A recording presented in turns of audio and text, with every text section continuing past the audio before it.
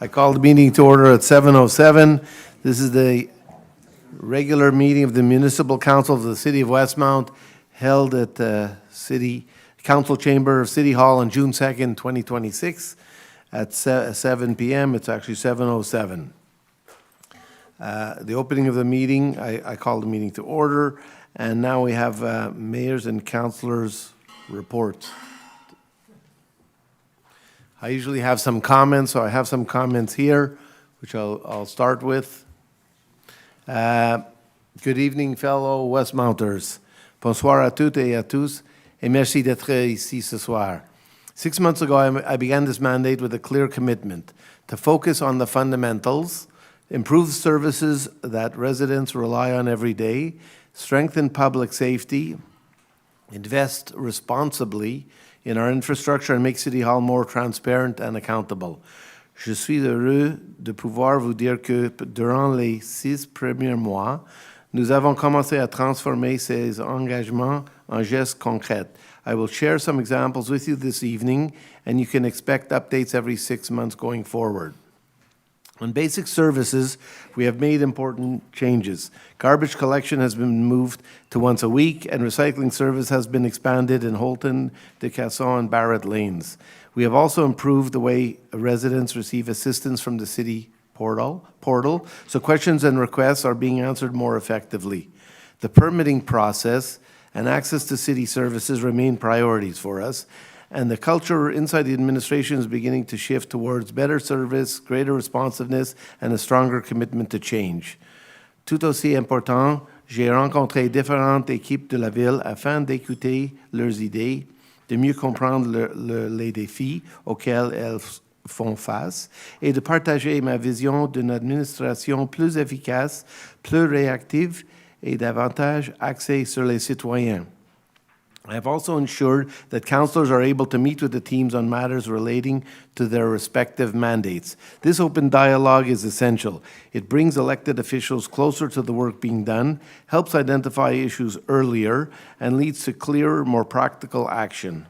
On infrastructure and facilities, we have increased planned road work to 3 kilometers and introduced an infrastructure tax to address long-term needs.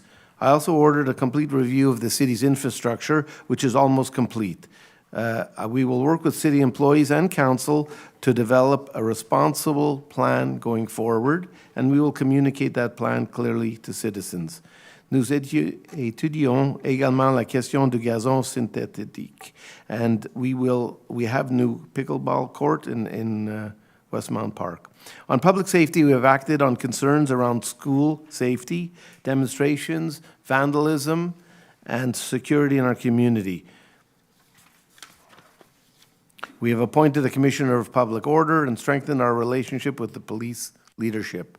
My working relationship with our local commander and the police chief of Montreal has helped make a visible difference in police presence at the most recent demonstration, and further meetings are scheduled to continue that progress. Sur le plan de la transparence et de la responsabilité, nous avons introduit 3 versements de taxes afin d'alléger la pression sur les résidents. We have also placed a curb on hiring and on replacing retiring staff where appropriate, and strengthened oversight on expenses. I have also taken a role on the City of Montreal's Audit Committee. To improve accountability at our public meetings, I have instituted a new policy. All unanswered questions submitted at one open meeting will be answered at the start of the next meeting. Residents deserve to know that their questions are heard, tracked, and answered publicly. We have also worked to ensure councillors have meaningful access to city directors and teams, and made changes to the composition and approach of the Planning Advisory Committee, including rejecting proposals that did not reflect our priorities. Sur une note plus personnelle, je tiens à vous dire que j'apprécie énormément ce rôle. I like this job. One of the most rewarding parts of the last 6 months have been hearing directly from people, residents and employees alike, who feel comfortable reaching out to share their concerns, their ideas, and their praise. That openness matters. It helps us understand what is working, what needs attention, and where we can do better. There's much to do, but the direction is clear. Better services, safer streets, stronger infrastructure, tighter financial oversight, and a city hall that listens and acts. Je veux remercier le Conseil, le personnel de la Ville et les résidents qui continuent de soulever des préoccupations, de poser des questions et de proposer des idées. Together we are building a Westmount that respects its unique character while meeting the needs of today's citizens. Merci beaucoup. Thank you. Any councillors have any comments, reports? Councillor D'Amico? Merci, Monsieur le maire. Donc, juste un rappel que la date limite pour le deuxième versement des taxes est le mardi, le 9 juin. Vous pouvez consulter votre compte de taxes sur le portail en ligne Voilà. Les modes de paiement acceptés sont auprès de votre institution financière en ligne, par téléphone ou en succursale. Vous pouvez payer par la poste en envoyant un chèque à la Ville de Westmount. Vous pouvez payer en personne ici, ou vous pouvez payer par carte de crédit ou virement bancaire sur la plateforme ACCEO. Il y a des pénalités. Un taux d'intérêt de 9 sera prélevé sur le solde impayé. Une pénalité de 0,5 par mois sur le capital impayé sera également facturée jusqu'à concurrence de 5 en plus des frais d'intérêt. Kind reminder to the residents that the property taxes, the second installment of the property taxes are due on June 9, 2026. The payment methods are through your financial institution, online, by phone, or in the branch. You can pay by mail to the City of Westmount. You can pay in person here at City Hall, or you can pay by credit card or bank transfer via the ACCEO platform on our website. There are penalties for non-payment. The annual interest rate of 9% will be charged on the unpaid balance. In addition, a 0.5% monthly penalty on the outstanding principal will apply, up to a maximum of 5% in addition to the interest charges. Just a word on some of the work being done in my district, District 1. So regarding the restoration of the Roslyn public staircase, works are ongoing. Key highlights include the final concrete will be poured June 18. Landscaping work should begin June 25. Lighting installation and the commissioning should begin June 22. And the handrail installation should be done late August. As of Grosvenor, north of the boulevard, the water main rehabilitation and service replacement are nearing their completion. The water main will likely be back in service within the next 2 weeks, and hydro and sidewalk work will begin on the east side of the street this Friday. Thank you, Mr. Mayor. Thank you. Any other councillors have anything to add? Councillor Chomsky? Thank you, Mr. Mayor. There are a number of projects that have started or will be starting shortly with regards to our infrastructure. I ask for the residents to be patient. There are going to be a lot of orange cones out there. We're doing a lot of work, a record amount of capital improvements and investment in our city's infrastructure. And some of your favorite ways to get from A to B will temporarily be, at different periods of time, unavailable to you. So please plan ahead. Please use Waze. Please use Google Maps. Those are updated with information directly from the city administration where possible. A couple of those projects on the infrastructure side, I won't go over all of them. Some will be approved later this evening.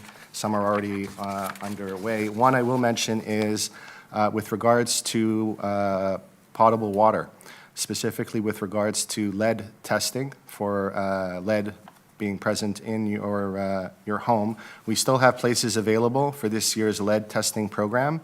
Those spaces are available on a first-come, first-served basis. Residents can find out more information about that and sign up for that on the citizen portal under online requests, and then the option for signing up for water testing. If you have concerns about lead in your water, that is an excellent avenue for you to take advantage of. I will also invite the general public. I want to make them aware of a project that was announced since our last council meeting with regards to the Safe Routes to School initiative. There is a public consultation, public information session that is scheduled for June 10th at 7 p.m. It is a virtual meeting, and I would strongly advise anyone who's interested in that to learn more about mobility and safety with regards to commuter routes to schools in the City Hall area to sign up for that virtual session. And also, if you have questions on the website for that project, again, on the Citizens portal, you're able to send questions in advance so that they can be integrated into the information provided by the administration. Thank you, Mr. Mayor. Thank you. Thank you, Mr. Councillor Mayor. Shammy. I just wanted to join my voice with Councillor Chomsky, who I share the Safe Routes to School ambassadorship. And I've talked to many of you in my district and District 3, where the mobility and safety of our children and the families around these school areas, after a long period of study, we're really going to be bringing forth some changes, and we really need to hear you, and we encourage you to come out on June 10th to the virtual meeting. So that's important. And the other thing I wanted to say, Mr. Mayor, is the Holton Steps. I know I've had many residents ask me about the Holton Steps, and I know the engineering department is still working diligently at looking at bringing that up to safety standards to bring it back. So it is something we're looking at. So I just wanted to shout out to that. Thank you. Thank you. Councillor Chada. Bonjour, j'aimerais donner une mise à jour de la bibliothèque et des événements communautaires. Pour commencer, je veux donner 2 bonnes nouvelles. La première is about the TD Summer Reading Club, for which we won a prize for the summer of 2025. So I would like to congratulate the Westmount Library on that.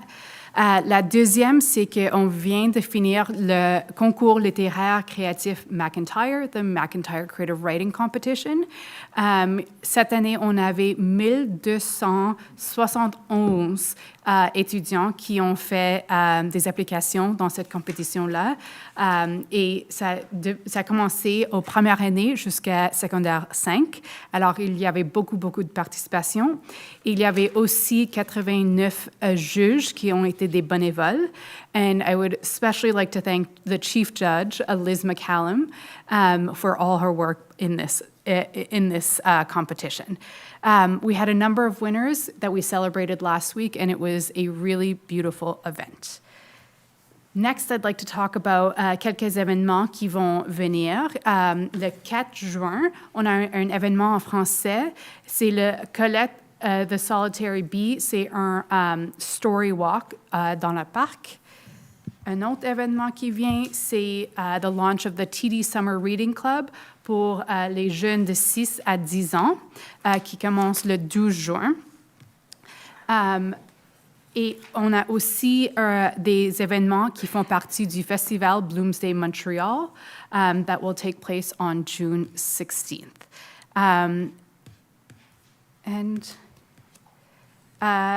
Yeah, that's all for me. Thank you. Thank you. Yes, Councillor Moss.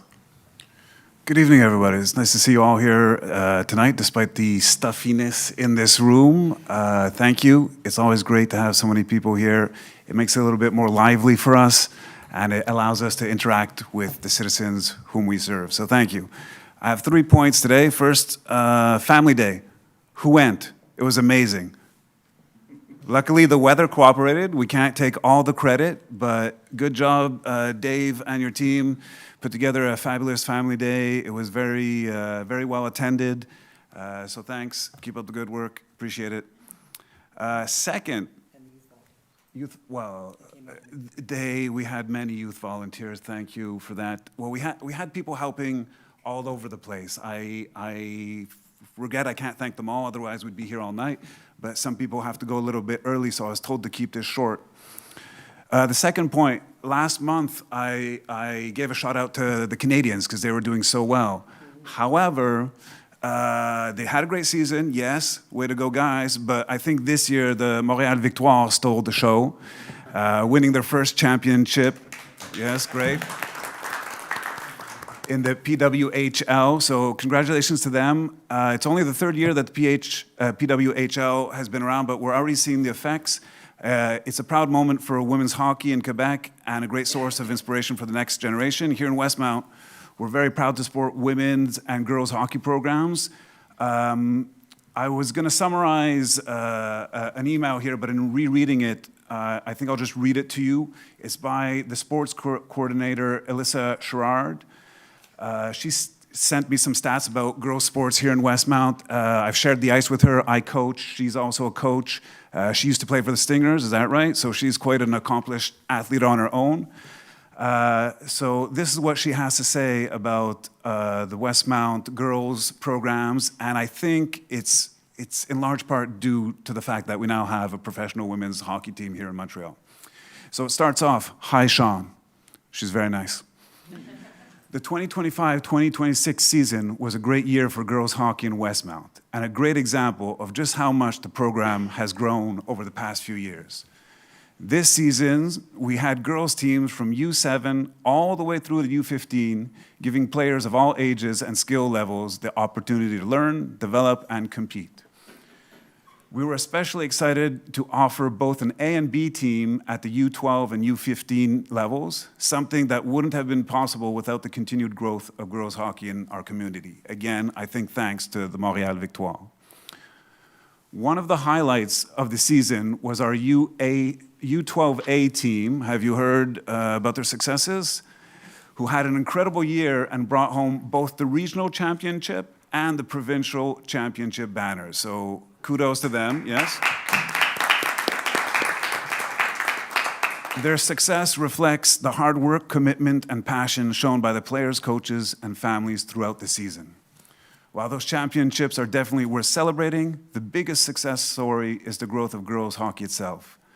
This fact I did not believe, but in 2019, Westmount didn't have a single girls hockey team. 2019, not one.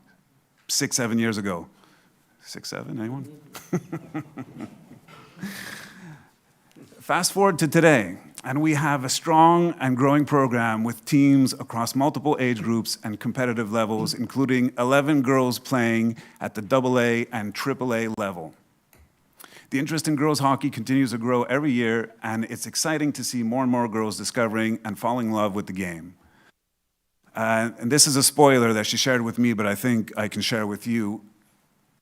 Looking ahead, we're hoping to continue the growth by adding a U18 girls team next season. So there's that much demand that we can now field a U18 team. This would give our players the opportunity to stay in Westmount program and as they move into their late teenage years. Whether we're able to make it happen will depend on registration, of course, so that's why I'm spreading the word tonight. If you know any young ladies who would like to play on the U18 team, please sign them up. Whether we're able to make it happen depends obviously on the registration numbers, so we encourage everyone interested to spread the word. That's it for sports. The third issue I would like to discuss very briefly, I won't get into too many details. Perhaps you've been following the council here, but since we got together as a group, I find that PAC has been recommending things and they keep getting overturned. I feel strongly, I'm on the PAC, that my time is being wasted, so effective immediately, I am resigning from the PAC. Thank you. Thank you. Councillor Levine, did you want to, I know you want to say something. Thank you, Mr. Mayor. I would like to report briefly on the 2 community meetings held with the SPVM on May 21st at 1 Wood Avenue and Westmount Square. 9 officers attended, including representatives from Station 12, the Hate Crimes Unit, and Public Relations. Close to 150 residents participated across the 2 sessions, which in itself reflects the seriousness of the issue. The meetings were appreciated. Residents valued the opportunity to be heard and thanked both the SPVM and the city for making the dialogue possible. However, the message from residents was clear, consistent, and urgent.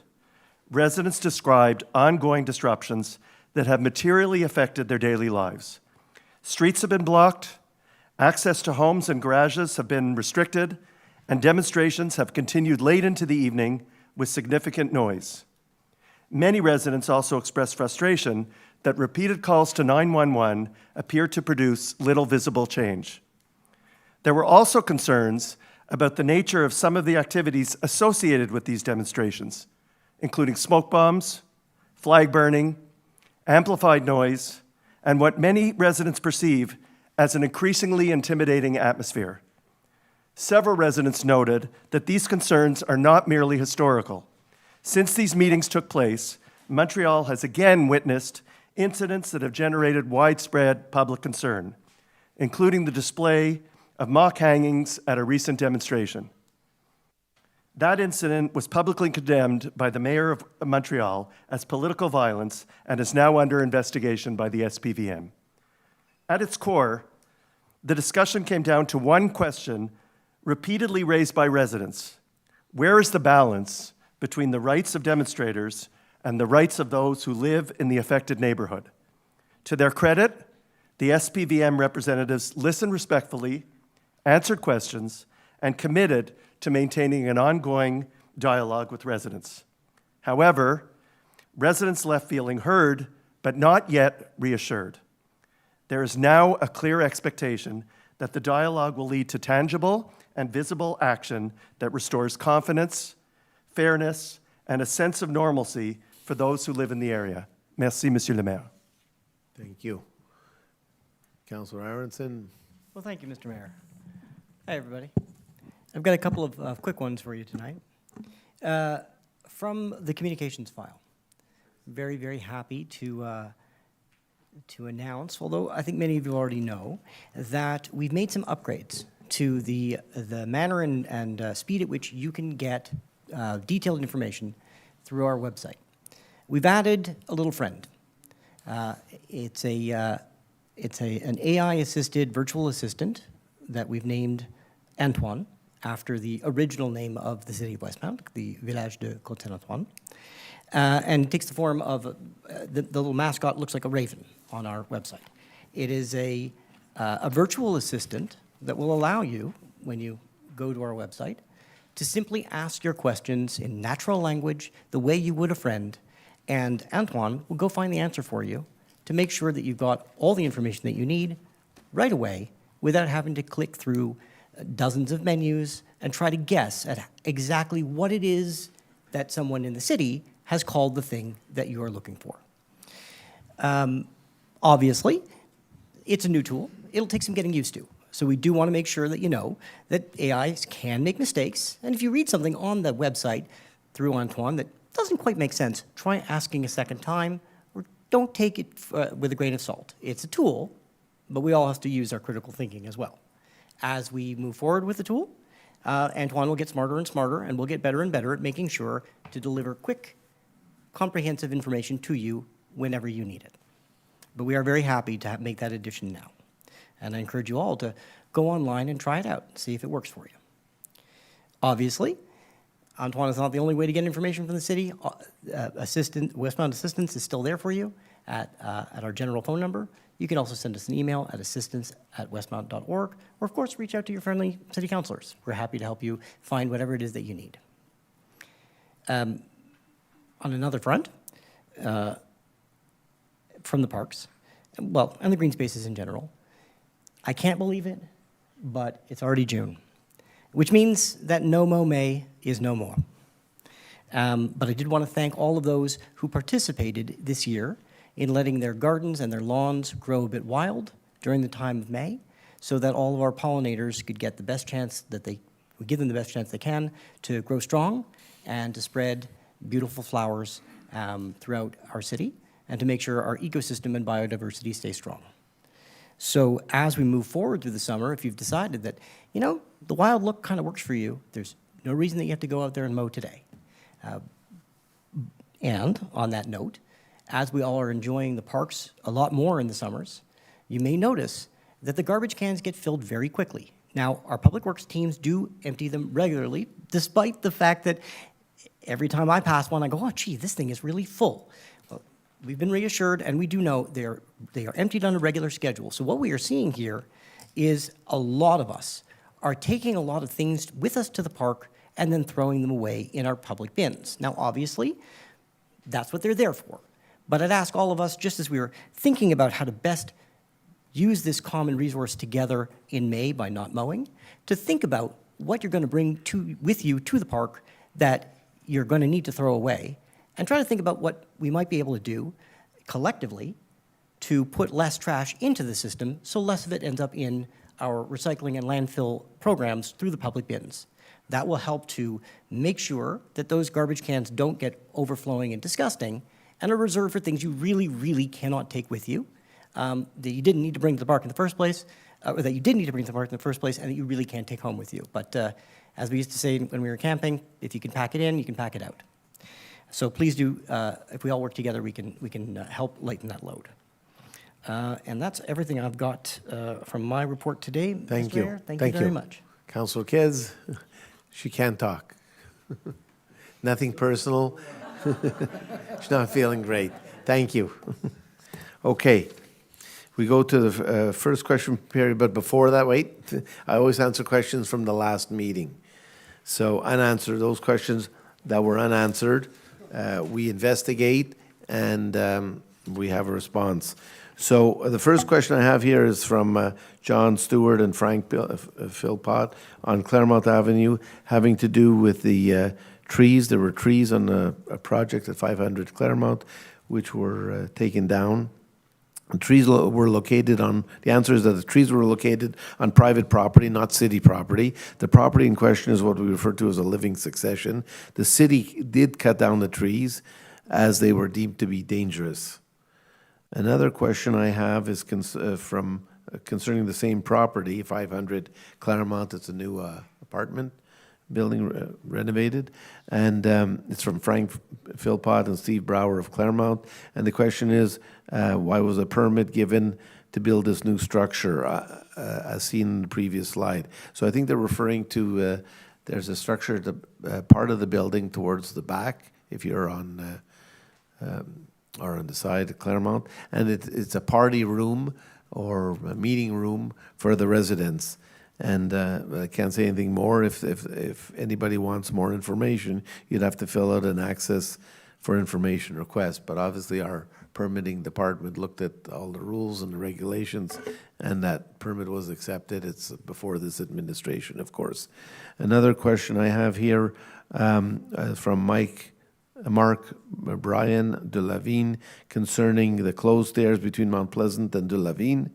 And I'm told that this project will be launched in June, which is now. Any additional information will be posted on our website when the time comes. We had a question here, nothing to add. There was a question from Eric and on Metcalf concerning 376 Metcalf, which is really a challenge for us. It's that property that's in it, where they started renovations and didn't complete it, and it's really, I refer to it as an eyesore and not safe, and there's not pleasing to the eye. Let's put it this way. So, and we talked about it the last time. We have a new bylaw which gives the city more authority, more to intervene when repairs aren't being done. However, the answer to that is that the specific bylaw in question, which is bylaw 1648, came into effect after court proceedings. We were already pursuing this in court, and therefore this bylaw will not have any impact on the outcome, and we are pursuing this in court. I can't say anything more other than there is a court date prévu, and we hope it'll be resolved in our favor.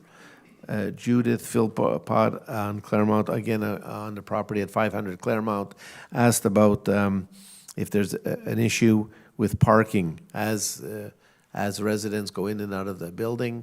This was studied initially. I know there are 20 apartments, so you have potentially 20 cars coming, 20 cars going. They're all going to be going at the same time. The study that was done didn't anticipate any problem, but when the building is occupied and it is being used, we will continue to watch that to make sure it's okay. There was a question about debris at 4556 St. Catherine Street West. And it's on private property, but public security did go to see it and either cleaned it up or were satisfied that everything was okay. Things I'm seeing. Somebody asked, John Breslau of Grosvenor asked about when we knock down the trees, do we deal with the tree stumps as well? The answer is the tree stumps are removed. However, it's part of the second mandate, which is done at a later date. Andrea Bobquist of Irvine asked about, do we have any contingency in our contracts? So we have, first of all, we have guarantees and we have penalties if they're late, but we don't normally put in a contingency. What happens is if there's something new that comes up, which was not the original specs, it's discussed and has to be dealt with. So the Director General has authority up to 5%, limit $50,000 on things that are extra, and it's reviewed by other people. There's engineers involved, and if it's more than 50,000, it does go to council.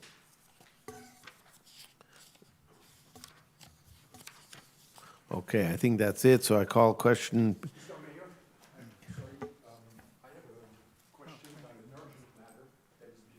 Thank you. Yes. Actually, I have to leave very quickly because I have to go to the hospital to visit a relative. So Okay. I would ask if I could ask the question immediately. It's okay with me, sure. Urgent matter. Yes. That is before the council. Thank you. First of all, I would like to commend you for your initiatives. I think first and foremost, I think it's essential to remedy the dismal state of our roads. And I really appreciate that you're taking interest Thank you. in this. I didn't catch your name, I'm sorry. François Janson, François Janson. 5 Argyle. Can you speak in the microphone, please? Sure. Sorry.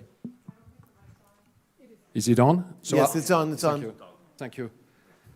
So my question relates to an aspect of your plan or your initiatives, actually transparency and responsibility.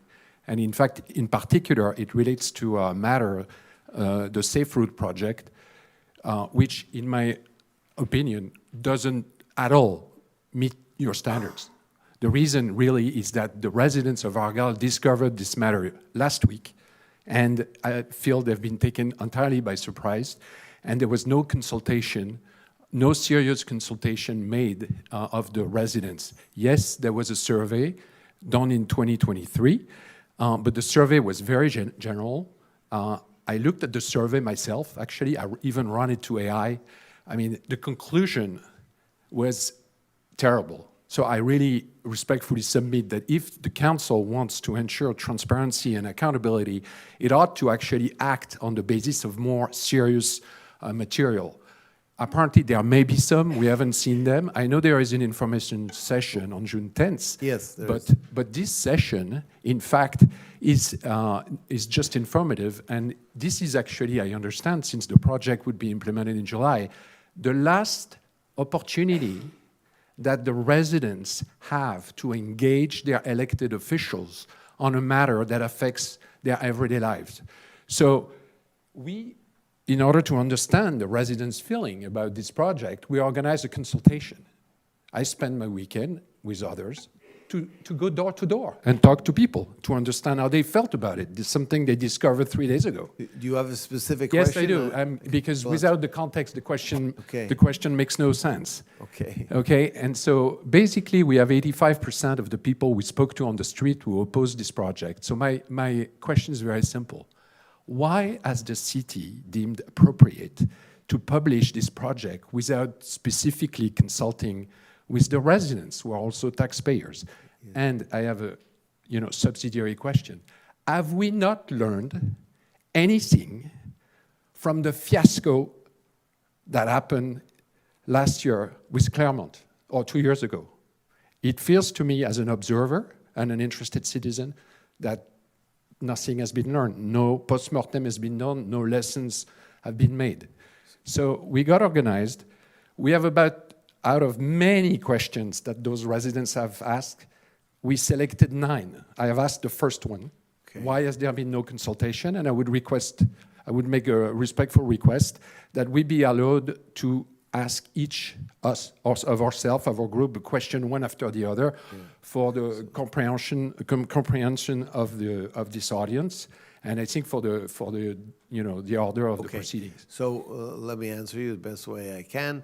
First of all, we value your comments, and I wouldn't propose that we go through everyone's questions tonight. I suggest that you send it in. We do have a meeting June 10th. We will look at all your questions before. What has happened, what is involved with this is that it's the main reason for doing this is for safer schools. There's 2,500 kids in the area, and because schools are very close to that area, there's Metcalfe, Kensington that are affected to change to one way, as well as Argyle. So we have 2,500 students. Our streets, it's an old city. The streets are rather narrow. We try to keep parking on two sides, and over time, you know, years ago, people didn't have such big vehicles. People today have these big SUVs, and it's really unsafe. So this was an initiative that was started by the administration before our time here in office, and there were experts internally, and they relied on experts outside, came up with a conclusion that we should change these streets to one way. Many people really like it. It's for the children, and we realize that some people may be affected in a way that maybe not as pleasant for them. They have to drive around the block to get to their house. I understand that. And we're not only looking at it as, okay, what does the Metcalfe resident think? What does the Argyle resident think? We're trying to do this, and the administration has the same lens. We're doing this for the whole city. We have 2,500 students, and it's dangerous. So this was the best recommendation that were made. I'm not familiar with all the facts it was discussed, but I'm not prepared to debate it today because I just don't have all the information. It's the administration has done a ton of work on this, but we value your opinion. So I would suggest that everybody, or you coordinate, or everybody sends in their questions, and we will definitely look at them. Okay, perhaps what we could do then is I have asked the first question, and you know, to avoid disrupting this proceeding, we will ask one more question and send all our other questions to the council, not to the information session. I think I just want to make sure the council understand this legal point. Yes. The council is made of elected representatives, okay? An information session does not discharge the city's duty to the residents. It is very important. I understand. Okay, I so understand. it is important that we can ask this question, but in order to streamline the proceedings, then we will just ask one more question. Thank you. I think there's a line, and this gentleman's next. Good evening, Mayor and Council. My name is John Fretz. I live on Lansdowne Avenue. This concerns legal file number 502-17-134-236-259. Westmount is being challenged in court for not abiding by the provisions of provincial legislation 2018 and 2020 that stipulate that dogs off leash must be let loose in enclosed areas for security reasons, such as a dog run or held on a leash in public. The previous mayor sought to avoid this responsibility by declaring Summer Woods to be a dog run or dog run facility without enclosure. The legal firm IMK, acting on Westmount's behalf, is appealing two aspects. The court taking under advisement the declaration of Summit Woods as a unique nature reserve that is incompatible with the previous mayor's declaring it to be a dog run or dog run facility. Those of us bringing the case forward are asking the court to rule on the apparent illegality of Westmount's failure to comply with provincial legislation by which it is bound. Why is this, I ask you a little bit more gently, why is this administration wasting time and taxpayer money pursuing the misguided and misinformed course of action taken by the previous administration in declaring Summit Woods as a dog run? So this is it's been called actually a park. There's a lot of people have different opinions.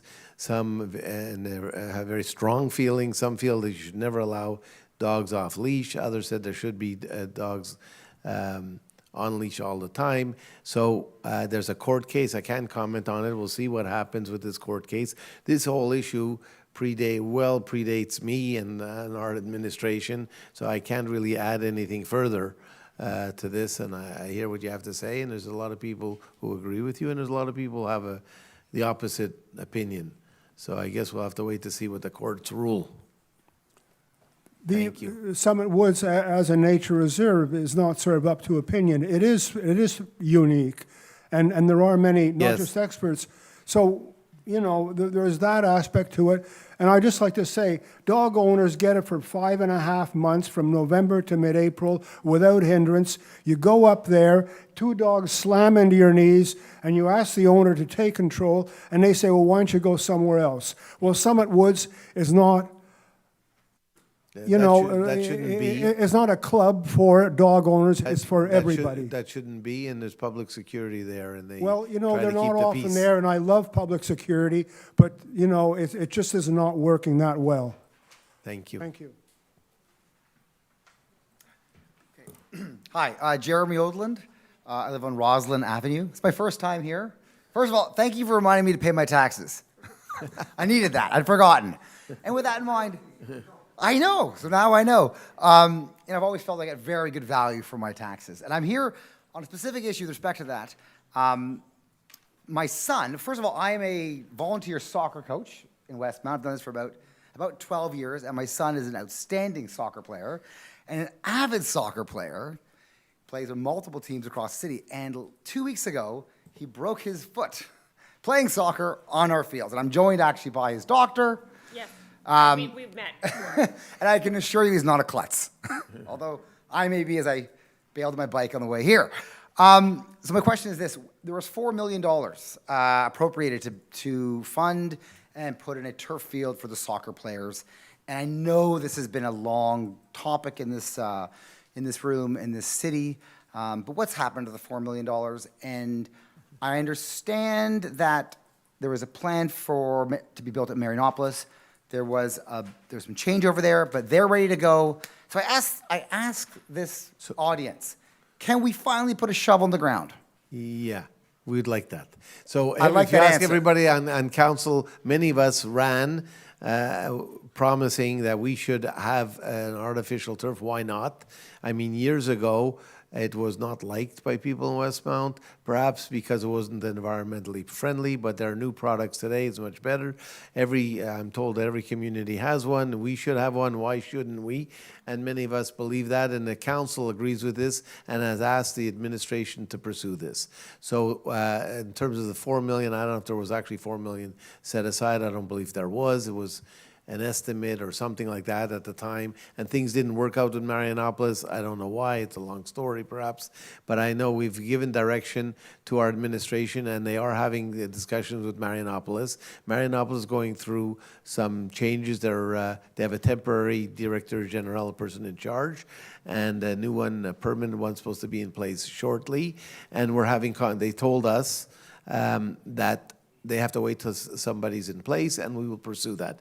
If that becomes a dead end, we hope we can make some arrangement with them to have artificial turf, and if we can, it would be great. If we can't, we'll go find it somewhere else. There's another thought, is maybe we should convert our existing soccer field, where, as you indicated, it's bumpy, into artificial turf. And there's a lot of people say that, you know what, this has been like this for a long time.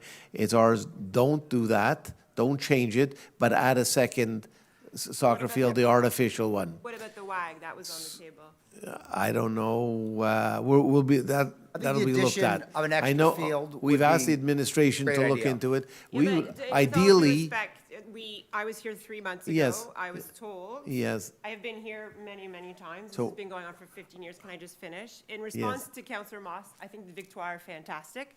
However, I do believe that girls' hockey has increased because we have two fantastic arenas. Girls' soccer is doing this. So this has been going on for 15 years. I am trying to be very respectful. But I was told when I was here 2 months ago Yeah. that I would have a response, and it's on the minutes, Yes. within a month. And so the Marianopolis thing has been going on. I have No, it's I- new. no, it is not new, sir. I'm sorry. This is not new. This has been going on for several years. No, but I I have see- the documentation. Okay, let me answer you. Okay, can I just finish? Yes. My question is, if the Marianopolis does not go through, and we'd like a timeline, what is the next plan? Because I have been told multiple times for years, we will get back to you. It's so- just not acceptable anymore to not have a plan. My personal goal is that we have something in place by next year, whether it's, But that's- what's in place? Like, we're building, we're... yeah, to have a turf field ready next year. Okay, To play So- on. but we're all adults. We know how long it takes But to I get can't things done. promise you that. I can promise you we're going to. Mr. Stern, has the somebody best. actually requested a quote or asked an architect to start a plan? Because it does take a while. So, no, I told you, so let me go back to what I said before. Marianopolis, whatever was discussed, a dead issue, was dead then. No, it's not. No, Who's your It was, information from? no, it's actually not dead. They're ready now. it was restarted Okay, why don't, but It it was. would be helpful if Dave. Okay, speaks so up. let Dave speak. That's it, Dave. Dave. You say that Marianopolis is ready. They're not ready. They've lost their administration. We were in discussions with them in the past. They actually had all the plans done. They applied for a government grant that got refused.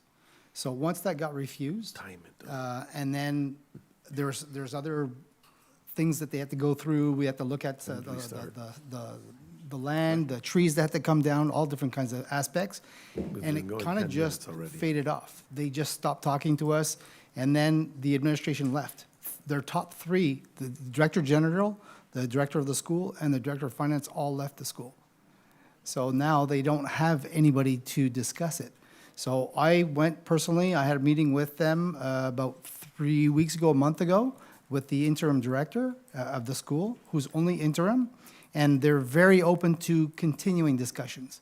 So that's what we've mentioned. We mentioned that at the last council meeting as well, and that's where it's at. But they can't do anything until their administration is in place, which they told me was by the end, they should be by the end of June. So if I don't hear from them by the end of June, I will reach out by the end of June. That's a very fair answer, and I appreciate that. Are there, I'm a soccer mom here, Westmount soccer mom. I've traded in my burgundy Westmount clothing, go Westmount, for my LaSalle Blues, because my son could not play at the highest level in Westmount because we do not have a turf field. My daughter plays and gets sand in her eyes at all times. We've actually had to put sand in the pitches after it rains so that the kids don't slip in the mud. So it is a very dangerous situation, and I don't want to say the same things that everyone else has said.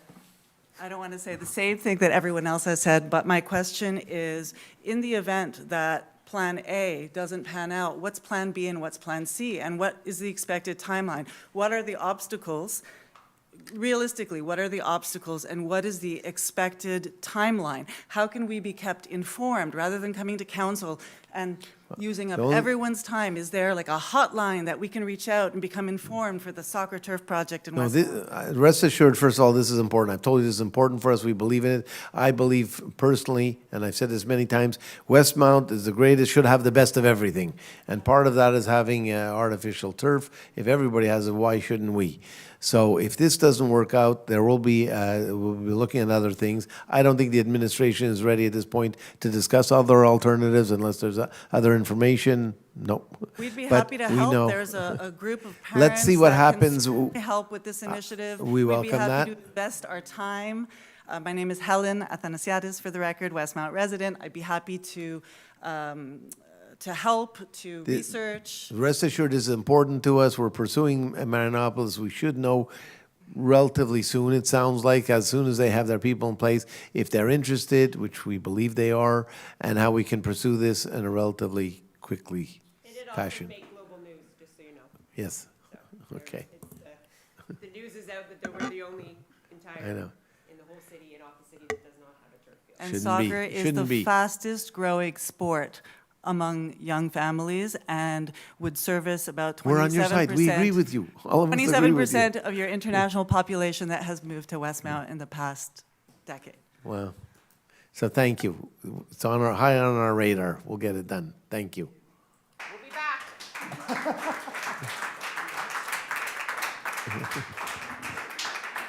Good evening. Mark Brion on De Living. The good news is my question is not for you, Councillor Kess. My question is really a follow-up on the stairs, on the Holton stairs. You gave a bit of a follow-up this evening, which is fine. I've been trying to get to the bottom of why the stairs were closed in April of 2025 for basically that long. And I guess my question to you is that a satisfactory standard to have to wait this long, come to 3 council meetings under different administrations, just to find out why the stairs are closed? Perhaps the question is for Public Works. It's you know, but the stairs did not strike me as needing to be closed. If they need some maintenance, that's fine. But to close them for so long and with an outlook to not have them open until 2027 at this rate, That's 2 years. I'm not sure that that's satisfactory. So, Mr. Mayor, if I may. Councillor Shami. We hear you. I'm your neighbor. The comments, the folks that need that access, it is very disruptive. It's a safety issue. The engineering department's studying it. We need to get back to you with the answers. The one thing this mayor is extremely committed to is finding the answers and letting you know about them. So yes, we hear you. We need to expedite it and find out why, what's causing it, what's taking so long, what remedy needs to be done for safety. But it is a safety issue. I understand. So and thank you I'm so not- much for your I'm not comments. here to debate the safety issue. I'm here to understand why, on one day in April of 2025, somebody within the administration, specifically within Public Works, decided to put up barriers at the stairs. So before you put up barriers, there's a reason. And the city will not share with me or with anyone else, perhaps not even with you, the city will not share why and the stairs are closed Well, we're and told what it was the safety concern issue. is. We're told a safety issue and. Safety issue, in my opinion, is very vague. I'm just asking for some specifics. Okay. Okay. So perhaps by next meeting, or Councillor Sure. Chami, if you'd like to give me a call, I'm easy to find. So thank you. Thank you. Thank you. Good evening. My name is Pierre Scott. I live on Argyle, 441 Argyle Avenue. I've been there for 25 years. First of all, thank you very much for your services. I mean, I know it's not an easy thing, your time. I really, really appreciate that. It's the first time I'm here tonight at a council, and it's I'm very amazed of how the process. So thank you very much. I'm just tagging on François, who unfortunately left. He said there was one question that we want to ask. I know June 10th, there's going to be something, but let me read the question. We really, really appreciate what you're looking at for the safe routes to school. We have no problem with that, but my question is about transparency in the city's governance and the decision-making process, which I know is at the forefront of this council policy agenda. After reviewing the minutes of the proceedings of the council that are publicly available, we were not able to determine when the Argyle conversations was formally made into bylaw, nor could we assess on what basis did the council make that decision. So pretty much, my question is very simple, has the council voted on this plan, or is just Transportation Advisory Committee suggestions? Or in any case, can you, before June 10th, is it possible to have any relevant minutes supporting materials on the safe route projects? That will be very important for us before the June 10th. And also my other ask, it's very, I mean, this is fun. I mean, when you can have a face-to-face conversation. On June 10th, it's going to be on the web, Zoom. It's not really the same. I understand everybody's busy. But for me, this is more, personal matters. We'll behave, trust me, but it will be much easier for us to understand the information and digest it with you. So the administration spent a lot of time on this with experts internally and maybe outside, I don't remember. It was discussed at council, various options, and we did vote on it. Okay.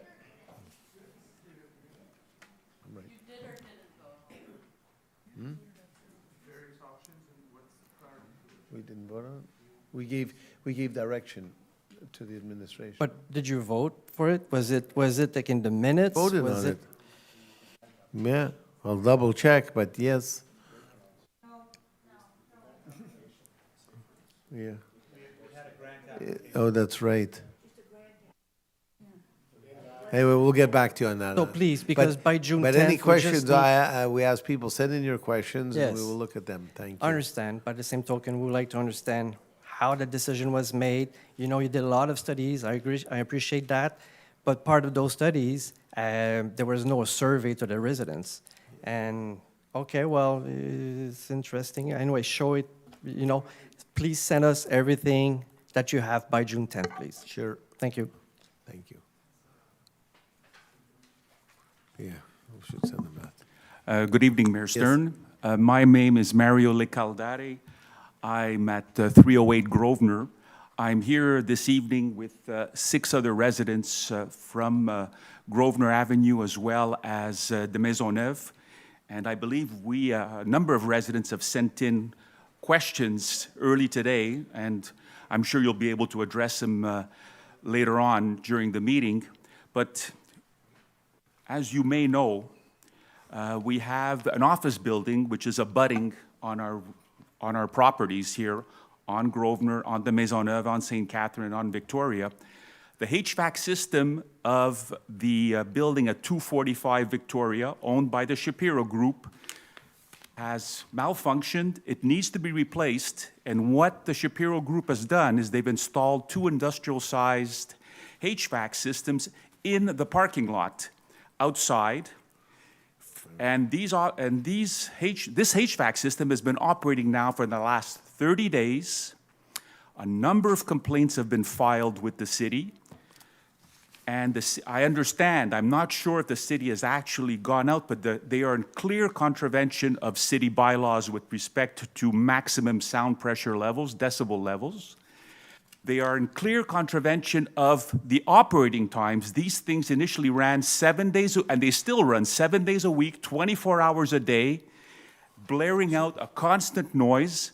And basically, all of our neighbors, nobody can enjoy their decks, nobody can enjoy their backyards, nobody can enjoy the pool because of this noise. Yeah. And what I'd like to understand from the city and yourself is why the city of Westmount has allowed a corporate citizen to contravene bylaws and not taken any action. So, okay, And that's so first, let me answer. please, and then I'll So there's many follow up. people who ask the same question, and it's an important issue for us. It doesn't matter what their name is, or they're a corporate citizen, or they're an individual. But it's a corporate We all have citizen. the I mean, same- it's not we an all have the individual. same rules to respect the noise laws.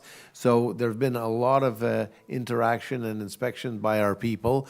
We're working closely with them to mitigate the noise and fix the problem as soon as possible.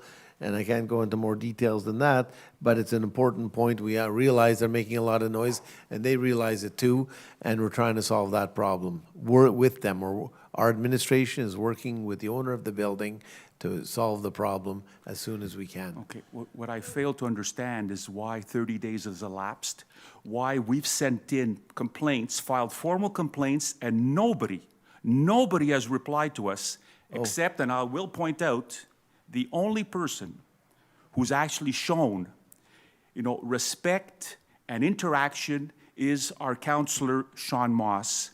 He acted diligently, he acted quickly, and you know what? I invited Councillor Moss to my own home to witness the problem, and within an hour and a half of my communication, he rang my doorbell, he was at my house. Why is it that Councillor Moss has to answer?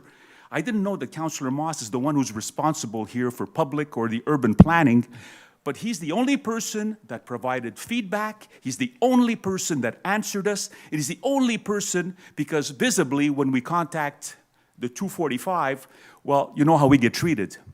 Missing in action, no answer, no respect. So I'm answering you now, and we're going to do something about it with the building owner. I see here that our first complaint was received on May 18th. It's not like it's been going on for months or anything. Written complaint. That's a written complaint. We have called much before that public security to come in much earlier. This is not just from the 18th. This thing I has will been look going into on. that, because people's complaints should be heard as soon as possible. Okay.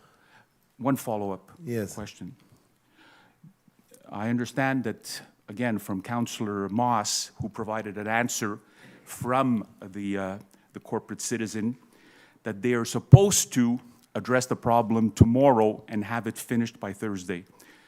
I want, Mayor Stern, your commitment that this Thursday you will send an inspector to validate that the work has been done properly, that they do a sound test, and if they are not compliant, you will shut down the equipment. It's not acceptable that this citizen here flaunts bylaws, and that we are made here as citizens to, take on. We take on the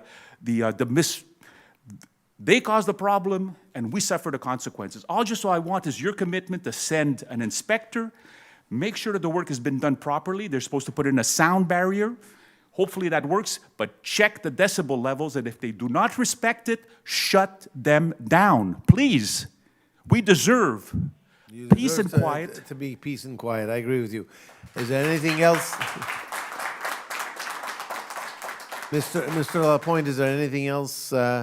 I think look into this tomorrow. If this is true, we must be working with them. I don't have the information here, but you said I heard they're putting in a sound barrier. I don't know exactly when, and we obviously will send inspectors and report back. If you send the inspectors and you do the sound test, that's the only commitment I want from the city of Westmount, so that they're on the hook. Why have you not fined them? 30 days of non-compliance. It's within your bylaws to fine this corporation. You can fine them from $400 to $4,000 for non-compliance. Have you fined this company? Not to my knowledge, Well, but why we will look not? into that. Why not? Why do they get a pass? We hear you, and thank you Thank very you. much. We'll look Thank after you, it. Thank you.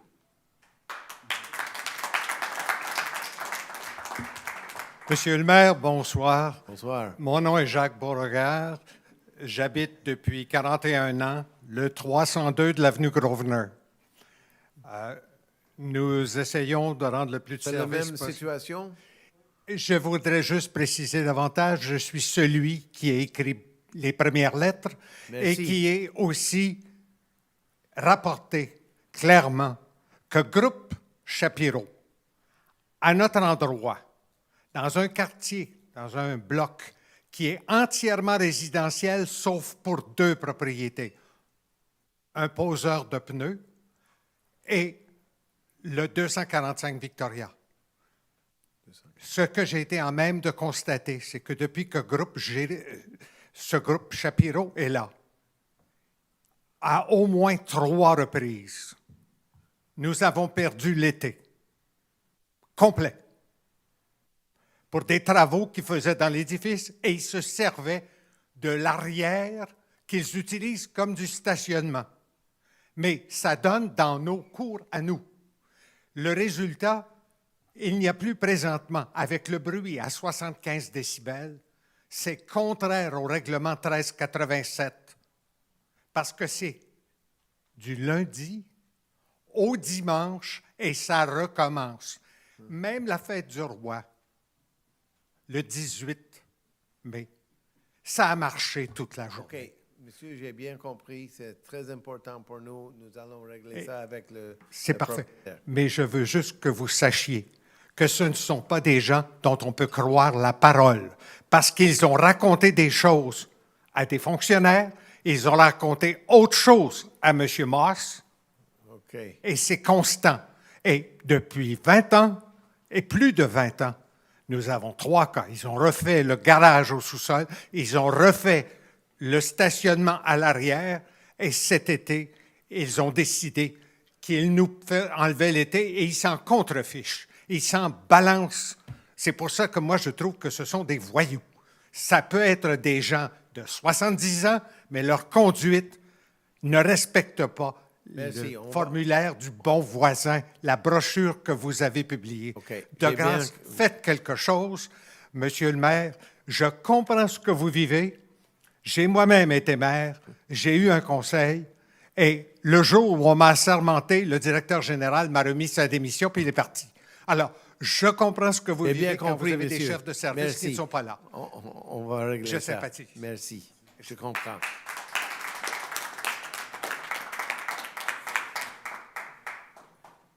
Good evening, Mr. Mayor. Yes. Councillors. My name is Sophie Robitaille. I live at 4721 de Maisonneuve West. And I'm probably not going to make too many friends, and I might lose a few friends today, but I'd like to speak on behalf of those who don't believe that we should have synthetic turf. Synthetic turf actually has many environmental detrimental effects. It releases microplastics, and while we don't really know the results and the effects of microplastics, right, because it takes years to figure this stuff out, they're still very consequential, probably far more than a broken leg. There's a lot of literature. In 2024, an article in the LA Times said that reported that on a 90-degree Los Angeles day, the artificial turf reached 150 degrees, which is hot enough to burn. We see that temperatures are only rising. This is becoming an issue. We cannot close our eyes to it. They release carbon dioxide and methane. They are made of cancer-causing chemicals. So my question to you, and I understand that there's been question of Marianopolis. I've been aware of this for a while. You've made a promise, Mr. Mayor, to the two people who were here. I'm hoping, and I'd like to know what process is going to actually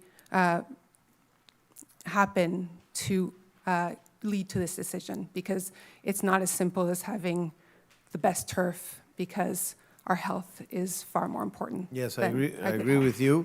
And I was under the impression, and I haven't seen the information we have, that there are better products today to build an artificial turf that's not microplastics, but...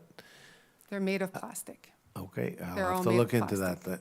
I'm told that's not the case, but we'll look into that. And I think do you're- agree. I have two kids. One of them has been playing soccer, still plays soccer, has Jeremy as a fantastic coach, so I'm a soccer mom too. I wonder if there have been kind of evaluations of potential additional sites that could be turned into soccer fields. So in other cities, underpasses are turned into parks. There's a field, there's the Glen Field. I don't know much about it, but it seems as though we live in the city. We are not Beaconsfield or Pointe Claire or Baie-d'Orfay. We actually are an urban agglomeration. So we have to get creative about how to create more parks. And I'd like to know if you guys have or are open to looking into that. Yes. Great. Thank you. I have nothing else to add. Hi, Susan Gold. First of all, I'd like to thank Councillor Chomsky for getting back to me on those flashing red lights at Grosvenor and the Boulevard in Victoria. Nobody has been hit so far that I know, so it's going well.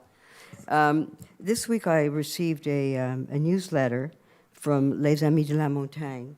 They're offering tours, a tour at the summit, a 2.5-hour tour open to the public. And I was just curious to know where that mandate came from and if they know, or who authorized it. And are you aware they're charging senior rates and $18 for people between, I don't know, 20 and 65. And they said children are welcome. So I assume that children will go off the path and be building stuff. Who authorizes these tours? Mr. Lapointe, do you know anything about these tours? Is it part of our First administration? we've heard of it too. It's not part, but I received an email, and it is at Summit Woods, and it's on June 20.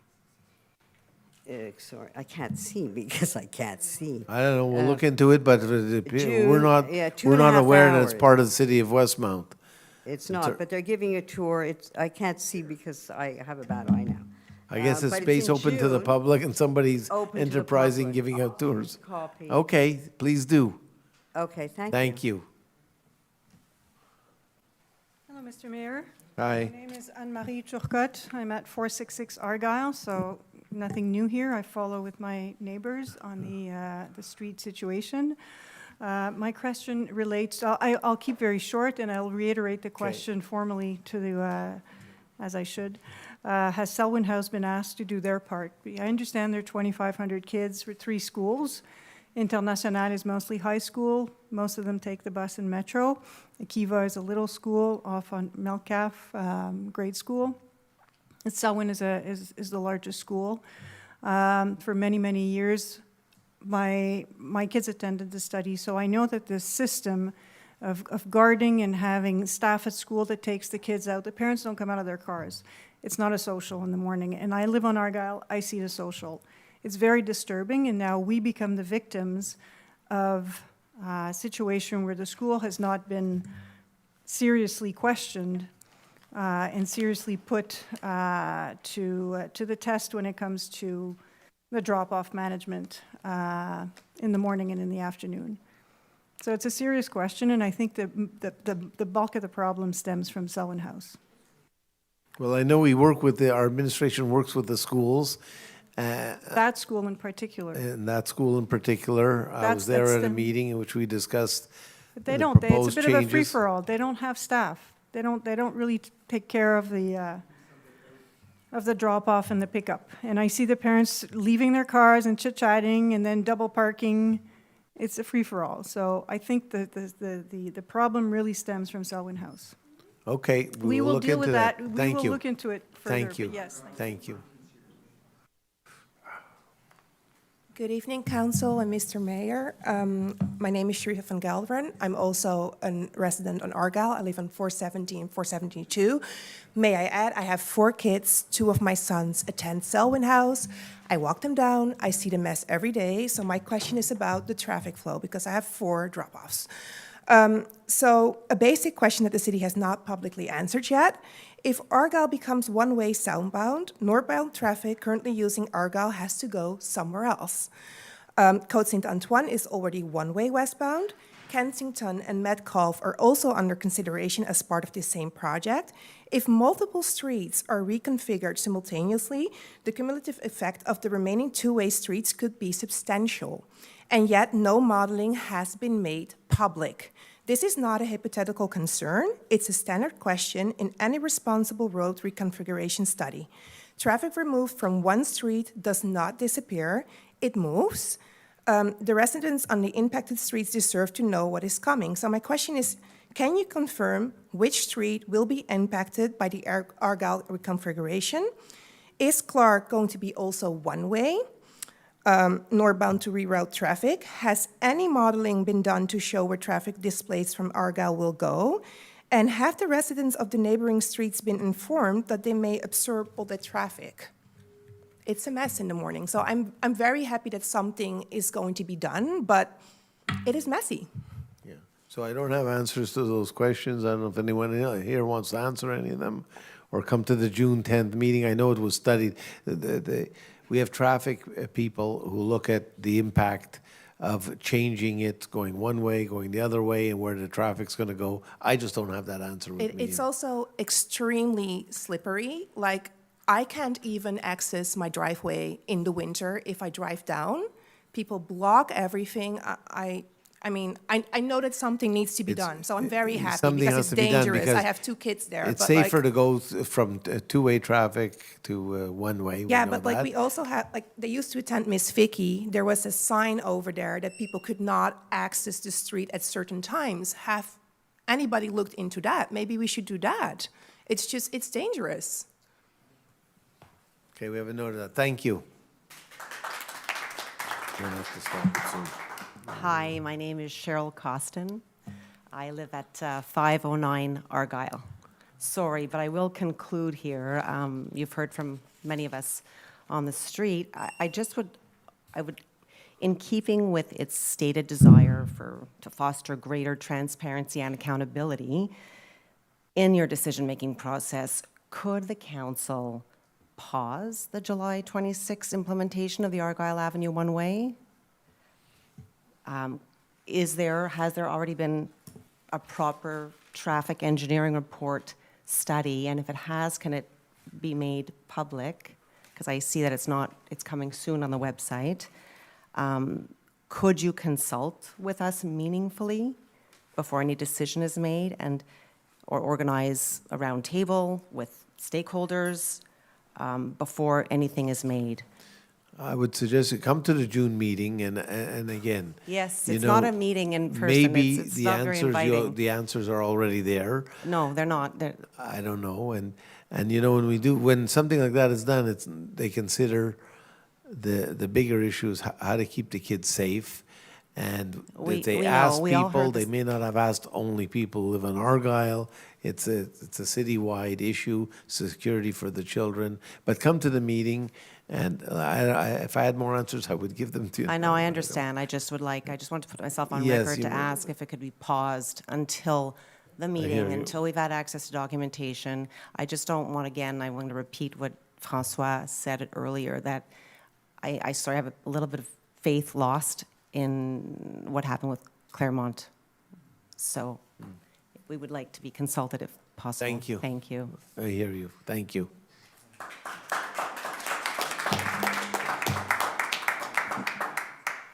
Hi, born and raised in Westmount, lived in 4 different districts of Westmount. What's your name? Resident Lisa Vatch. We've met a few times. What address? 2 kids in Westmount schools.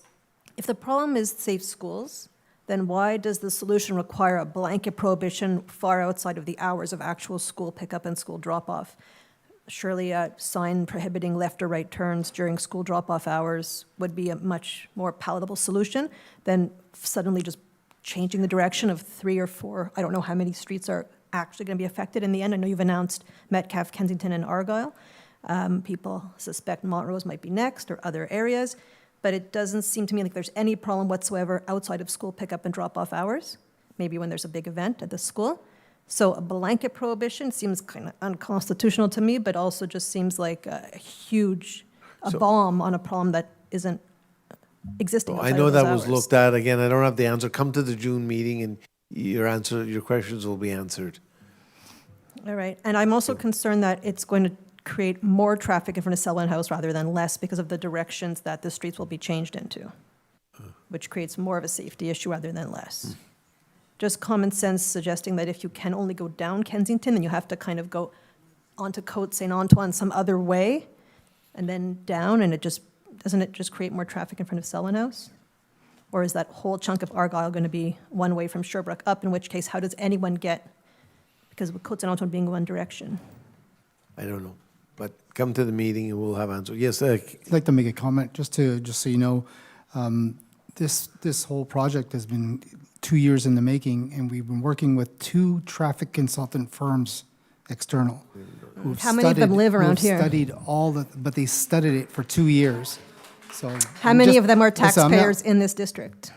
I don't think that's relevant. I mean, I could guess.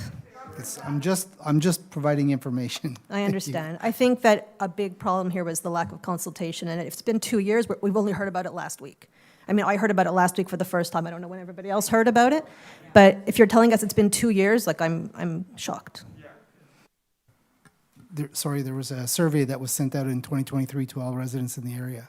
Yeah, that survey did not mention turning streets into one-way directions, and it didn't include the map that was included last week. All right, thank you. Thank you. Good evening. I just want to add to the Argyle project. You were talking that there's been some planning. If you recall, last year in September, there was a rerouting at the bottom of Argyle where they would put lanes to shorten and some posts to guide people out. If you recall, that lasted 5 days. So let us doubt about the engineer's plans going forward. You talk about safety. It is about safety. It's about parking. It's about property values. The plan that you put in place, yes, maybe safety is one thing, but 2, parking is supposed to be determining for people that don't have parking spots on Argyle on the west side. You're doing a chicane, you're condemning 6 to 8 parking spots on that street. That affects property values. And if you don't think that's important for us to be involved in the analysis, I think somebody's doing something wrong here. Thank you. Thank you. Monsieur le maire, mes conseillers, Alix d'Anglejean-Châtillon, 465 Argyle. In light of all of the comments this evening, we would urge council to convert the June 10th meeting that is a non-interactive or moderately, minimally interactive meeting into an in-person proper consultation. Failing that, we would urge again the city to pause this project altogether until proper consultation with all stakeholders and direct consultation with the residents of Argyle can take place. We believe that we can ensure safety, the safe schools projects with proper balancing of stakeholder interests and proper engineering studies and proper decision-making by this council. Thank you. I hear you. Thank you. This will be the last question. We have to go on. Ça sera pas long. OK. OK, Sylvain Lauzon, 458 Argyle. J'habite ici depuis 30 ans sur Argyle et j'ai aussi un immeuble près du marché Atwater. J'ai pris quelques photos pour montrer que votre histoire de chicane est vraiment pas bien placée. On peut faire des trucs sur les coins pour ralentir, pour montrer que c'est vraiment une zone scolaire et même mettre peut-être un dos d'âne dans le milieu pour ralentir. Mais là, ce que vous allez faire, là, vous allez prendre 6 à 7 ou à 8 stationnements pour faire une chicane qui va ressembler au mur de Berlin. Non, merci. Fait que, Monsieur le maire, je vous donne la copie en couleur. OK. Puis je vais le donner au conseiller. Oui, donnez. Merci. That's the last question. Yes. Hi, Warren Katz, 364 Redfern. Don't let that be deceiving. I'm here to talk about Argyle. Okay. So I guess there have been questions, and it's my first council meeting, and I'm happy to hear about all this transparency, but let's walk the walk, not just talk the talk. So I think it's fine, Mr. Mayor, you don't have the answer. Mr. Chomsky and Shami, councillors, what's the answer? What's the rest of the plan? Tell everybody. Is there Clark? Is there Montrose? Like, spill the beans. You don't have to be shy or keep this a secret, which is what you've done with respect to Argyle, that you've just unveiled it a week or two ago. So what's the plan?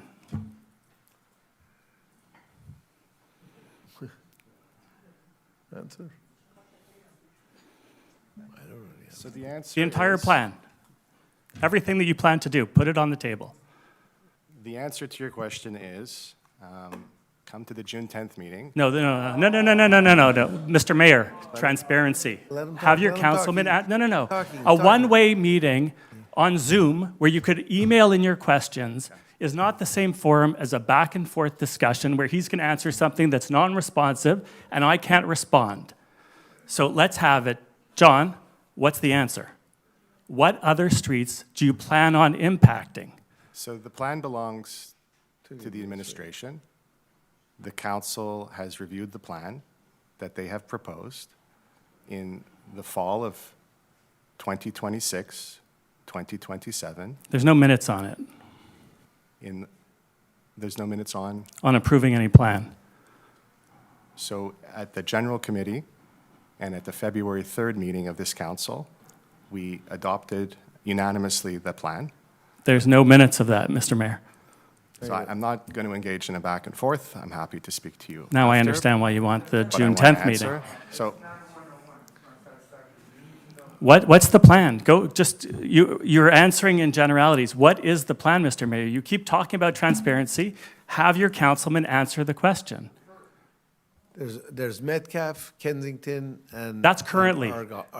That's currently. There's rumors. Clark is on the agenda. And Montrose being split two Nothing else ways. has been approved or That's fine. discussed in What's the detail. plan? Nothing else has been discussed in detail. What's the plan, Mr. Mayor? You're not being Don't know of any transparent. other plan. There is no other plan that I'm aware of. Really? Yes. So when it comes out, and it's on tape, that there's no mention of Clark, Montrose, or anything else, that's going to be a surprise to you? So I don't remember any other thing. read from Well, that's a different issue. We have discussed other roads, but we have not approved anything. I didn't and ask you if you approved. I said, what's in the works? You're saying I don't nothing have is in any the answer works. for you. I'm being honest with you. You're This is not. all I am. That's all I You're know. not being transparent. I'm being transparent with you. No. Mr. Chomsky is definitely not. I would refer you to the following. I would refer you to the minutes of the February 3rd council meeting, Article 7, Safe and Active School Routes, Westmount City Hall area.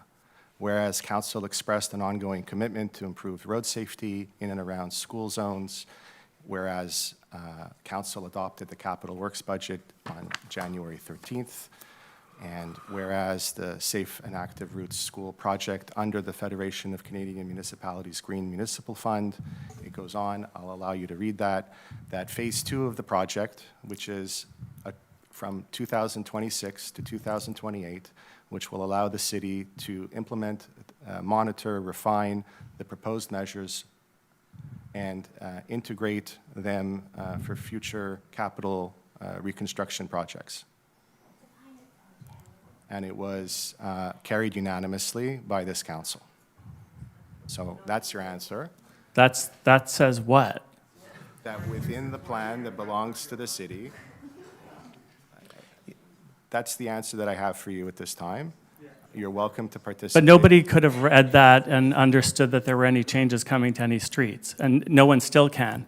And so where's the approval of council to actually approve changing directions of streets? So within the plan that was approved, which was also discussed at the General Committee of Council, it included a variety of measures. You don't think that should be out of transparency in the minutes that the public can read? Like, you're comfortable with this, Mr. Mayor? And are you comfortable More with an detail. information session being proposed of a one-way, email me your questions and I'll answer them, just like he did now? Imagine if there's no back and I forth. hear you. Will you change it? Will you commit to a June 10th meeting with You've made two-way your point. communication Listen, with you've the city made councilman? You've made your point. No, but I'd like a commitment from you, not just I'm not making gonna my make any point. commitment. I will take everything under advisement. We see that 465 is a very sensitive issue for a lot of reasons, maybe some that I was not aware of, and I have nothing else to report at this time. We will discuss it afterwards. You shouldn't underestimate the impact on municipal valuations, which a gentleman mentioned. If you look at the values of Grosvenor and Victoria on your municipal rolls, Yeah. they're lesser than other two-way streets that come east, and therefore you're going to impact your pocketbook because they will all contest their valuations. I don't live on one of those streets, but my friends do. Okay, Thank you. thank you.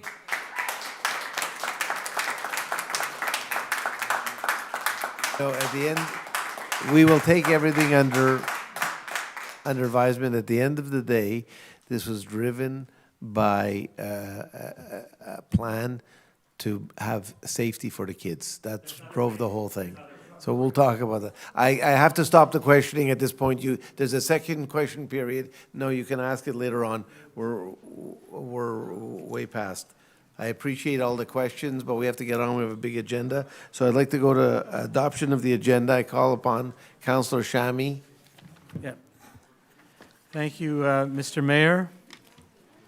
I move, Mr. Mayor, that the agenda of the regular council sitting of June 2nd, 2026 be adopted with the addition of 4.1 being the nomination to the TAC committee appointment, which is item 33, and the substitution of item 28 with item 32. I think the clerk would want us to vote on this Yes. addition. Do I have a seconder? Councillor Levine, all in favor? Aye. Any opposed? No, motion carried. Sorry, Mr. Thank Mayor, you. just to offer clarity to those who are paying attention. Maybe we should let Yeah. them leave. Yeah, Yeah, you can call for order. yeah.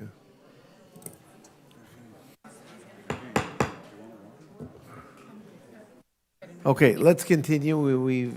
Let's go to item number 5, which is a confirmation of minutes. I call upon Councillor Shami. Well, if I can ask the clerk, or get a comment, Mr. Mayor, if I've moved 4.1, the nomination Yes. to the TAC, would that follow right now? I guess so I can read that into the record. Okay. So yes, so I'm Sorry. now reading into the record 4.1, which we just amended, the appointment of the members of the Transportation Advisory Committee. Mr. Mayor, if you want to read item 33, which is now 4.1, and I think Councillor Levine is proposing it. Yes. Thank you, Mr. Mayor. Whereas pursuant to Section 70 of the Cities and Towns Act, the council may appoint permanent or special committees comprised of many of its members as it deems necessary to supervise the administration of the several civic departments for which they are respectively appointed, and to manage such business as it may, by bylaw or resolution assigned to them. Whereas the Administrative Traffic Committee was created in October of 1986 and was reconstituted in December 2013 by Council as the Transportation Advisory Committee, and that its recommendations are submitted to Council's approval. Whereas the role of the TAC is to make recommendations to the council regarding mobility, traffic, road safety, public road development, and any other issues related to transportation in the city. Whereas following the municipal election of November 2nd, 2025, new councillors must be appointed to the TAC. I move that the TAC be established to study issues and make recommendations to the council concerning mobility, traffic, road safety, public road development, and any other issues related to transportation in the city. That councillors Jonathan Chomsky and Jeff Shami and Kathleen Kez be appointed as members of the TAC. That Mayor Michael Stern be appointed as an ex officio member. Thank you. Do I have a seconder? Councillor Chomsky, all in favor? Hold on, I'd like to propose an amendment, please. Well, we're voting on this, no? Well, I'm proposing an amendment. The paragraph, the third paragraph, where we list the names of the councillors, I represent District 5. Victoria Village has a lot of traffic issues. I think we should be represented on this committee, so I'd like the wording of that changed to that councillors Jonathan Chomsky, Jeff J. Shami, Kathleen Kez, and Sean Moss be appointed as members of the TAC, the TAC. I'd second that. So you're adding, I don't know if we're allowed to add, you're saying there should be 4 people. No. Yeah. Do I have a seconder? I just second the motion. Okay. The amended motion. The amendment. Now we vote on the amendment. We need to vote first on the amendment? Yes. Yes. Then you can vote on Yeah. the on the. So, okay. All in favor? Aye. All opposed? I guess the motion carries. Now we have to vote. So how does it work? Do we go back to the original motion? Do I have a seconder? Mr. Chomsky already seconded. Okay, yes, all in favor? Aye. I'm confused myself. Oh, okay. Sorry. The 4 of us. Motion carried. So there's 4. Okay. Next, we go back to item number 5, which is confirmation of minutes. I call upon Councillor Shami. Thank you, Mr. Mayor. I move that the minutes of the regular council sitting held May 5th be approved. All in favor? Aye. Any opposed? No, thank you. Motion carries. 6.1, reports to council, correspondence. I announce that the following documents have been tabled. The list of bylaws adopted on May 19th at the ordinary meeting of the Agglomeration Council. Resolution 260574 of the Municipality of Saint Marcel de Richelieu calling on the federal government to recognize Canada Post Services as essential services. And Resolution CM 2026 of the Municipality of Stansted East calling on the federal government to similarly to recognize Canada Post Service as essential. A letter from the Premier of Quebec highlighting the government's commitment to making Buy Quebec a flagship initiative of its economic policy. We go to 6.2, which is annual report on 2025 contract management of the City of Westmount. I call upon Councillor D'Amico. Merci, Monsieur le maire. Le rapport annuel de la gestion contractuelle de la Ville de Westmount pour l'année 2025 est déposé. Thank you. 6.3 minutes of the General Committee of Council. I call upon Councillor Aronson. Thank you, Mr. Mayor. The minutes of the General Committee of the Municipal Council for meetings held on March the 17th, 2026, April the 14th, 2026, and May the 5th, 2026 are hereby tabled and available on the city's website. Thank you. 6.4, which is the list of approvals in virtue of bylaw 1507. I call upon Councillor Shami. Merci, Monsieur le maire. Conformément au règlement 1507 sur la délégation de pouvoir à certains employés de la Ville de Westmount, La liste d'autorisation de dépenses pour le mois d'avril 2026 est maintenant déposée. Thank you. 6.5, a workforce report. I call upon Councillor Chamy. Merci, Monsieur le maire. Le rapport de main-d'œuvre pour le mois de mai 2026 est maintenant déposé. Thank you. 6.6. Did I do that? Payment registry. I call upon Councillor D'Amico. Thank you, Mr. Mayor. The list of payments for the month of April 2026 is tabled. Thank you. We go to contractual matters. Item number 7. Okay, sorry. List 6.7. List of duties on transfer invoices. This mutations tax. Councillor D'Amico. Merci, Monsieur le maire. Les listes de facturation des droits de mutation pour le mois d'avril 2026 sont déposées. Okay. Thank you.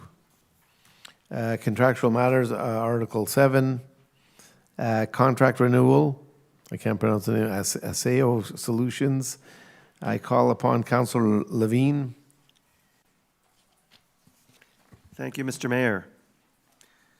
I move that the hosting and support contracts with ACCEO Solutions, Inc., GTECHNA Division, for the parking permit management system be renewed for a one-year period from June 1st, 2026 to May 31st, 2027. That an expenditure of $56,855.07, all taxes included, be authorized for this purpose. Que les sommes nécessaires aux fins de cette dépense soient puisées à même les disponibilités de poste budgétaire 02 132 00 527. Que le directeur adjoint du service des technologies de l'information soit autorisé à signer tout document requis pour donner plein effet à la présente résolution. Thank you. Do I have a seconder? Councillor D'Amico. All in favor? Aye. Any opposed? Thank you. It's passed. Unanimous. Councillor Chamy had to leave. His daughter's graduating from McGill. Item number 8, which is additional funds for a contract for operational support and regulatory compliance. I call upon Councillor D'Amico. Thank you, Mr. Mayor. I move that council approve an additional amount of $25,294.50, all taxes included, to the said contract, that the total expenditure under contract BC 034223 awarded to Pierre Zarbet, MSC, be increased to $64,409, all taxes included, that these amounts required for this expenditure shall be taken from the available funds under budget item 02-133-00-419, that the Director of Finance be authorized to sign any and all documents required to give full effect to the present resolution. Thank you. Do I have a seconder? Councillor Chomsky, all in favor? Aye. Any opposed?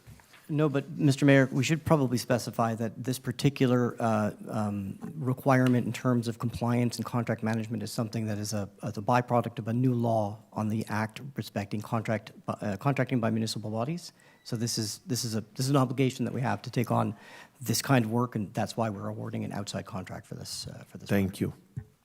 Item number 9, which is awarding of a contract for pipe work for the reconstruction of Mountain Avenue between Sherbrooke Street and Cedar Avenue. I call upon Councillor Chomsky. Thank you, Mr. Mayor. The Mountain Avenue reconstruction project includes the installation of a new combined sewer system designed to improve stormwater management within the existing network. The proposed sewer infrastructure includes the installation of 8 large rectangular chambers near the intersection of Anwath, and due to the significant underground occupancy and congestion of existing underground utilities within the limited space available, the relocation and reconstruction of Energeer's natural gas distribution infrastructure is required. It is noteworthy that we've done a tender here, but if you read the whereases, the city did not issue a call for tenders, sorry, to correct myself, because Energeer, as the owner and operator of the gas distribution network, is the sole entity authorized to perform work on the principal gas mains required for the reconstruction of Mountain Avenue between Sherbrooke Street and Cedar, whereas Energeer is the only authorized bidder, whereas the total amount for the work on the principal gas mains required for the reconstruction of Mountain Avenue between Sherbrooke Street and Cedar Avenue is $399,300 and $9.26, all taxes included. I therefore move that the contract be awarded to Énergir Inc.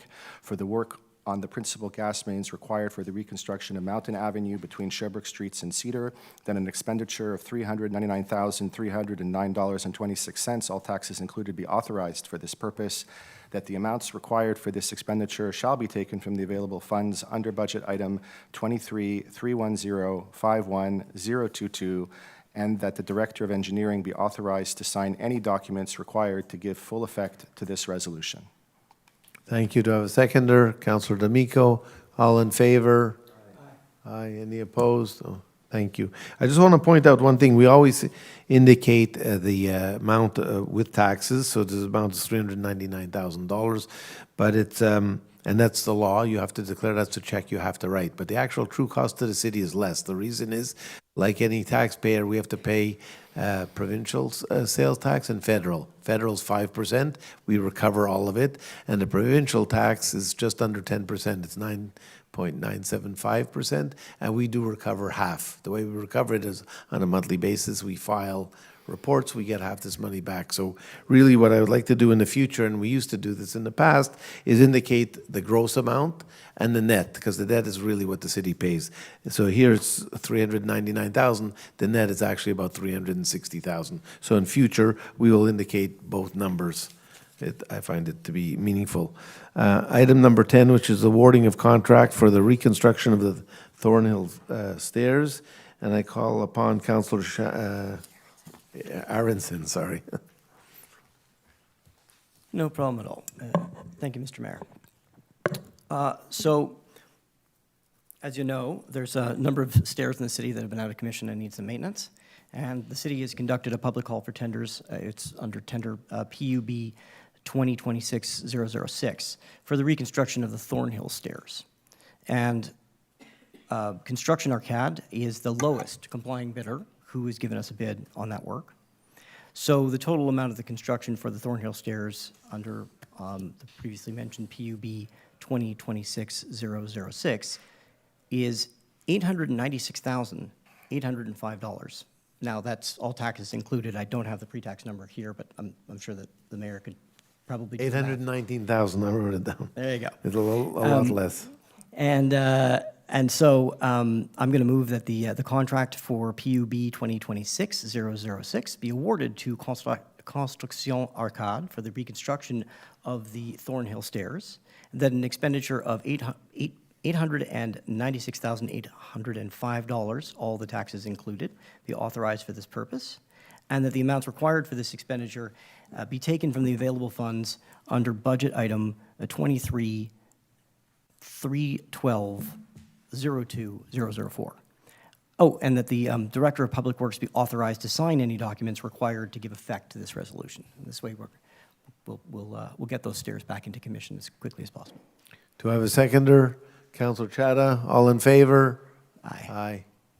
By way of additional information, thank you very much. We had 5 bidders. We're finding, thankfully so far, we're getting more bidders than we used to in the past, so it gives us a choice, which is very good. And these particular stairs were past the end of its life and was a safety issue.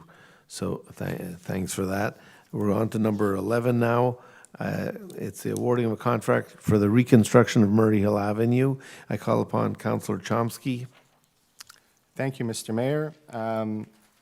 This item relates to the reconstruction of a deteriorated street, one of the worst in Westmount, that will undergo the removal of the existing damaged concrete foundation, construction of a new road foundation, structure with stone, the realignment of intersections with Grenville, Douglas, and the Boulevard to reduce conflict points, reduce vehicle speed, making corners and rendering the street safer for all users. The water main has previously been rehabilitated in 2022, and water services were replaced in 2022 as well. Whereas the city has conducted a public call for tenders, PUB 2026-009, for the reconstruction of Murray Hill, whereas Kojalac is the lowest compliant bidder, whereas the total amount for the reconstruction of Murray Hill is $2,284,461.12, all taxes included. I therefore move that contract PUB 2026-009 be awarded to Kojalac Inc. for the reconstruction of Murray Hill, that an expenditure of $2,284,460.12, all taxes included, be authorized for this purpose, that the amounts required for this expenditure shall be taken from the available funds under budget item 23-310-51025, and that the Director of Engineering be authorized to sign any documents required to give full effect to this resolution. Thank you very much. Do I have a seconder? Councillor D'Amico, all in favor? Aye. Any opposed? No. Unanimous. Thank you very much. By the way, this job, we had 6 bidders, and the actual cost is $200,000 less than shown. It's 2,085, $2 million. And there's extensive work to be done, as indicated. Besides the road work, there's lighting, there's a water works, the road, of course, electricity, electrical things, and the sidewalks. Item number 12, awarding of contract for repairs to Claremont Avenue and the reconstruction of Lorraine Avenue. I call upon Councillor D'Amico. Merci, Monsieur le maire. Entendu que la Ville a procédé à l'appel d'offres public PUB-2026-010 pour la réfection de l'avenue Claremont et la reconstruction de l'avenue Lorraine, attendu que les entreprises Ventec est le plus bas soumissionnaire conforme, attendu que le montant pour la réfection de l'avenue Claremont et la reconstruction de l'avenue Lorraine PUB-2026-010 est de 1 327 342,68, toutes taxes comprises.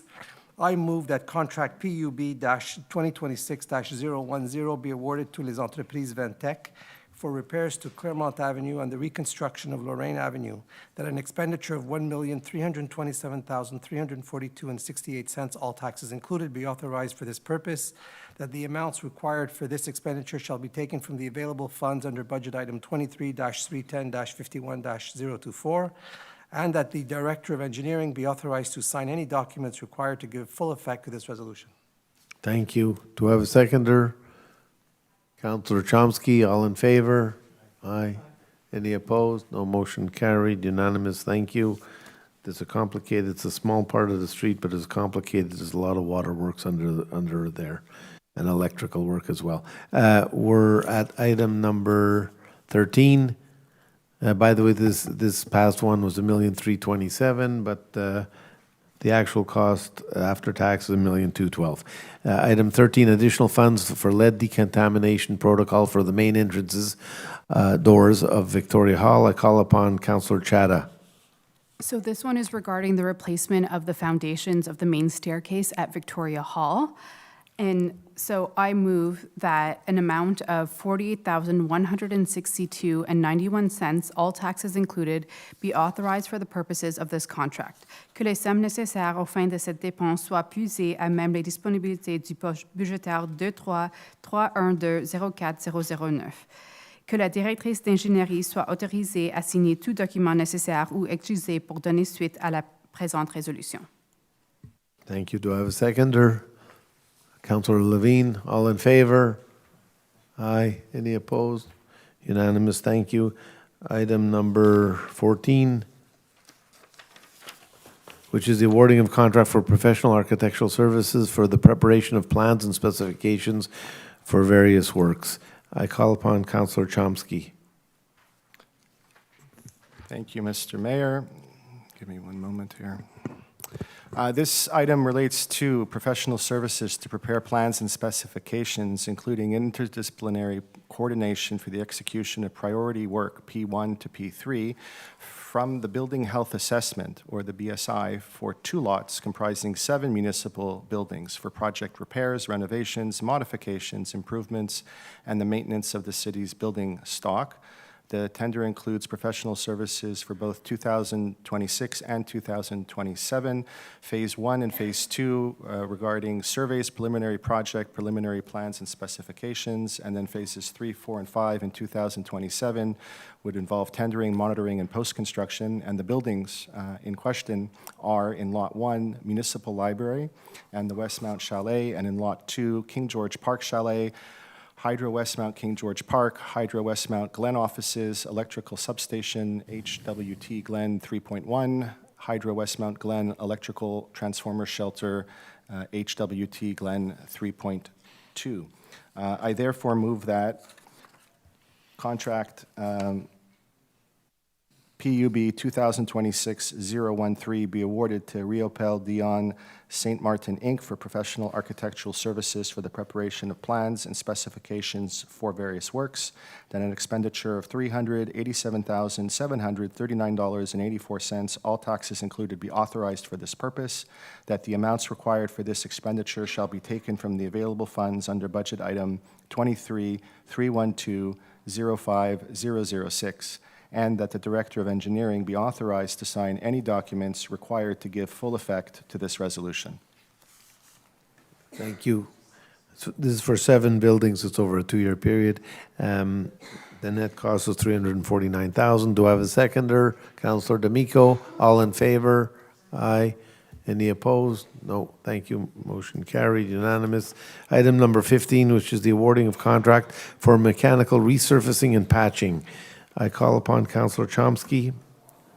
Thank you, Mr. Mayor. This item is for a contract to carrying out asphalt patching work on various roadways located within the territory of the City of Westmount. These works form part of the Municipal Road Network Maintenance Program and are intended to address localized pavement deterioration such as potholes, depressions, advanced cracking, and other surface defects that may compromise user safety, infrastructure durability, and driving comfort. Approximately 40 millimeters of asphalt will be removed and a new 40 millimeter asphalt layer will be applied. This type of intervention has a relatively limited service life and is expected to last between 3 and 5 years.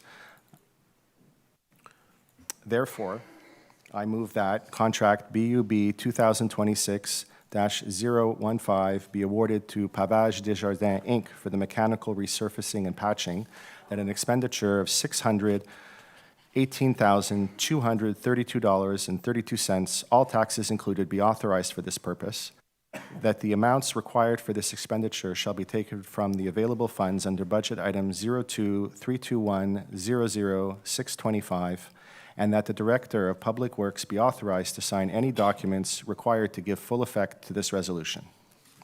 Thank you. We had 6 bidders, total net cost $565,000. I call up, do I have a seconder? Councillor D'Amico. All in favor? Aye. Any opposed? I'm so sorry, Mr. Mayor, but as I've, my residents in District 7 have asked over and over and over again to have some very deteriorated laneways and streets be repaired. They were not included in this year's PTI, nor in the patching contract, and therefore I must vote against this motion with a heavy heart. I'm sorry. I'm just making a note. Our plan for this is if it works out, we're going to do it later on in the summer or fall in other areas, but I don't have the details of those areas, and we'll follow that one I'd up. vote for. So thank you. Item number 16, which is a renewal of contract for service agreement for data hosting access to payment portal and receipt of parking alerts. I call upon Councillor Chada.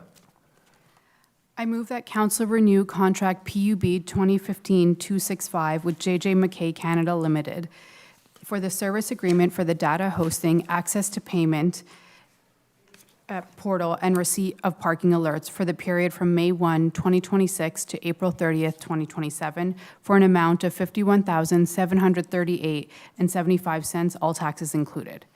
Que les sommes nécessaires aux fins de cette dépense soient puisées à même les disponibilités du poste budgétaire 02-132-00527. That the Assistant Director of the Information and Technology Department be authorized to sign documents required to give effect to this resolution. Thank you. Do I have a seconder? Councillor Chomsky, all in favor? Aye. Any opposed?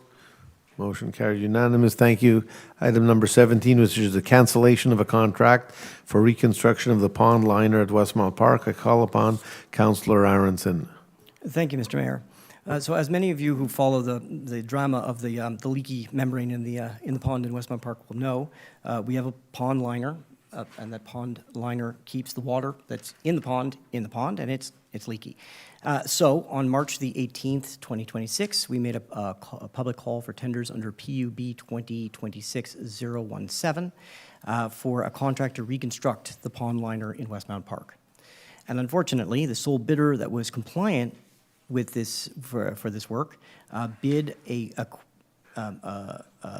quoted an amount that far exceeds the estimate and the amount allocated under the 26, 27, 28 three-year capital expenditure program. And so, unfortunately, it would just not be responsible for us to award a contract that is that much above the amount we allocated. I therefore move that that public tender PUB 2026-017 for the reconstruction of the pond liner at Westmount Park be canceled on the grounds that the sole bid submitted significantly exceeds the estimate and the amounts allocated in the three-year capital works expenditure program. Thank you. Do I have a seconder? Councillor D'Amico, all in favor? Aye. Any opposed? Motion carried unanimous. Thank you. Item number 18, awarding of contract for LED conversion program for Washington-style light fixtures. I call upon Councillor Moss. Thank you, Mr. Mayor. I move that contract PUB 2026-028 be awarded to Group Thermo Light, Inc. for LED conversion program for Washington-style light fixtures, that an expenditure of $108,773.15, all taxes included, be authorized for this purpose, that the amounts required for this expenditure shall be taken from the available funds under budget item 23-310-91-008, and that the Director of Hydro Westmount be authorized to sign any documents required to give full effect to this resolution. This is for 77 lampposts. The old ones are used, if they're reused, if they're still good. If not, they're sold as scrap. Do I have a seconder? Councillor Chada, all in favor? Aye. Any opposed? No. Motion carried unanimous. Thank you very much. On to item number 19, which is the awarding of a contract for professional services for the structural restoration and refurbishment of the Belvedere Summit. I call upon Councillor D'Amico.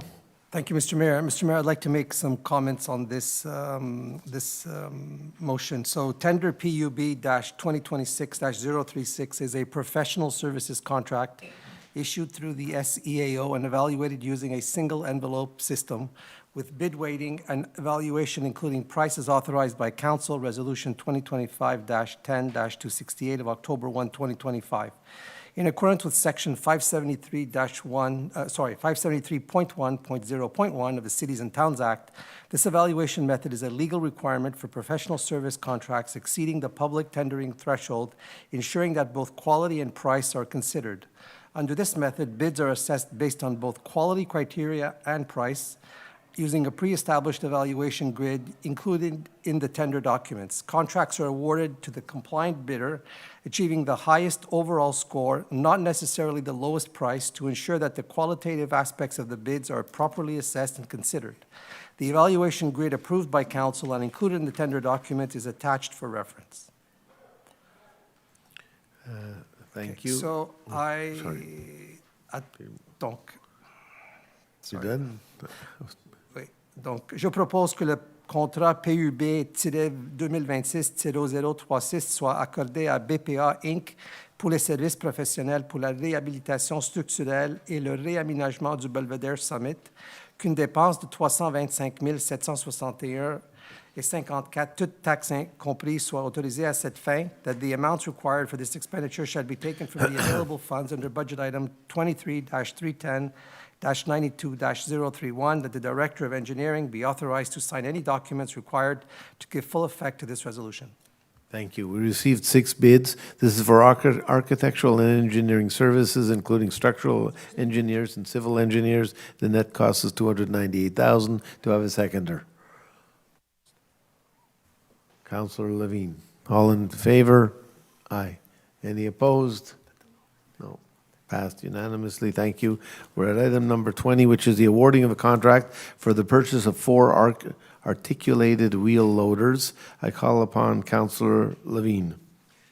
So I move that contract PUB-2026-041 be awarded to Liebherr Canada Limited for the purchase of 4 articulated wheel loaders, that an expenditure of $1,544,013 $1,000.07, all taxes included, be authorized for this purpose, and that the amounts required for this expenditure shall be taken from the available funds under budget items 23-314-04-005, 23-314-04-006, 23-314-00-007, and 23-314-04-008.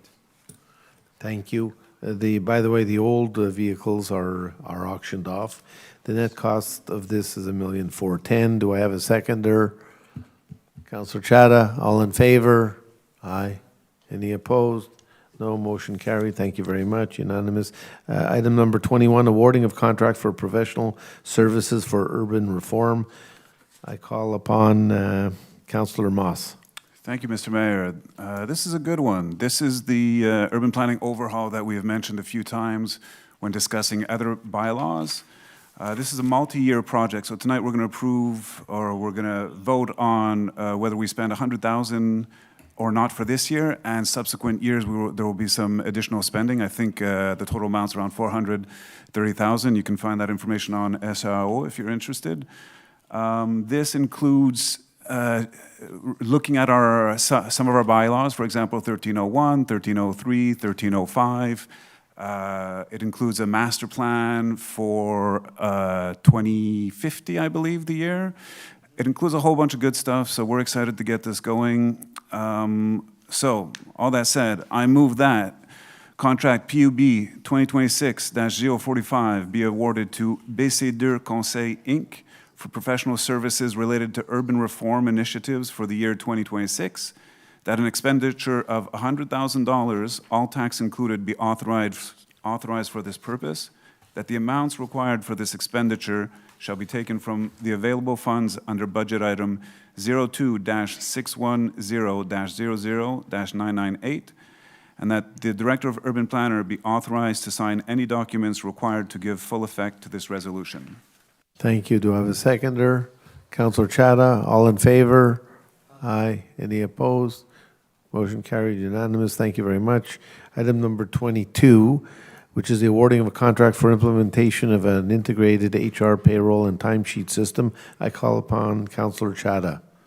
I move that contract PUB 2025-060 be awarded to Levio Conseil, Inc. for the implementation of an integrated HR payroll and timesheet system for the years 2026 to 2023. That an expenditure of $1,118,660.28, all taxes included, be authorized for this purpose. Que les sommes nécessaires aux fins de cette dépense soient puisées à même les disponibilités du poste budgétaire 23 315 22 013. Que la directeure adjointe des technologies et d'information soit autorisée à signer tout document requis pour donner plein effet à la présente résolution. Thank you. Do I have a seconder? Councillor Aronson, all in favor? Aye. Any opposed? No. Motion carried, unanimous. Thank you very much. Item number 23, the awarding of contract for technical services for sample collection and lab testing of municipal buildings. I call upon Councillor Aronson. Thank you. I'm speaking on behalf of Councillor Kez, who originally had this one. She's still saving her voice. So the city's conducted an invitation to tender under INV 2026-004, and this is for the sampling and laboratory testing in municipal buildings. This is for like air and material testing and analysis for things like mold and asbestos and lead, things that in our municipal buildings, if they're there, we want to make sure we know about them so we can get rid of them. And to that invitation, we had one compliant bidder respond, and that was the group GESTION PÉRIODE Pinchin Incorporated. The total amount for the sampling and laboratory testing in our municipal buildings in INV 2026-004 was $64,957.43. That is, of course, with all the taxes rolled in. So I move that contract INV 2026-004 be awarded to Le Groupe GESTION PÉRIODE Pinchin Incorporated for sampling and laboratory testing in municipal buildings for air and material testing and analysis for mold, asbestos, lead. I further move that an expenditure of $64,957.43, which comprises of all the taxes, be authorized for this purpose, and that the amounts required for this expenditure be taken from the available funds under budget item 23-312-09-001. And finally, that the Director of Engineering be authorized to sign any documents required to give full effect to this resolution. Thank you. Do I have a seconder? Councillor Chada, all in favor? Aye. Any opposed? Motion carried unanimously. Thank you. Item number 24, which is awarding of a contract for material quality control infrastructure works. I call upon Councillor Chomsky. Thank you, Mr. Mayor. As the Commissioner of Infrastructure, a question that I often receive from residents is how do we know the work that is being done for our hard-earned tax dollars is being done to this form that it should be, that the specifications are being respected by the contractors and that the city will end up owning quality work. And that relates to this item, which has to do with quality control mandate to ensure the quality of materials used throughout the city's capital works projects to be undertaken in 2026 have the appropriate material testing. And this item includes, just by way of reference, 160 hours of concrete quality tests, 236 concrete cylinder compression tests. That's when we drill a hole, a circular cylinder, and extract a core sample from a road and then subject it to the appropriate test. 110 hours of asphalt compaction checks, 24 asphalt laboratory tests, 64 hours of gravel compaction tests, I know it's exciting, and 12 hours of gravel laboratory checks, and 69 cores for testing for completed roads and sidewalks.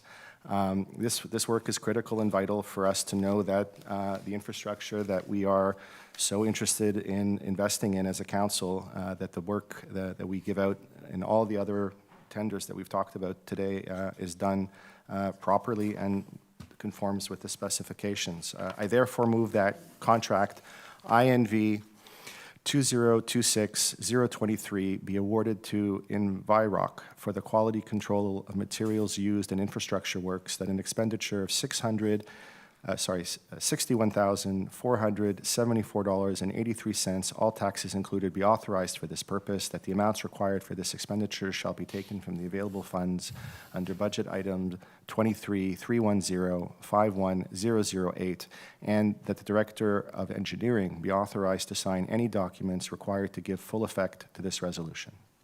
Thank you very much. So I have a seconder. Councillor D'Amico, all in favor? Aye. Any opposed? No. Motion carried unanimously. Thank you.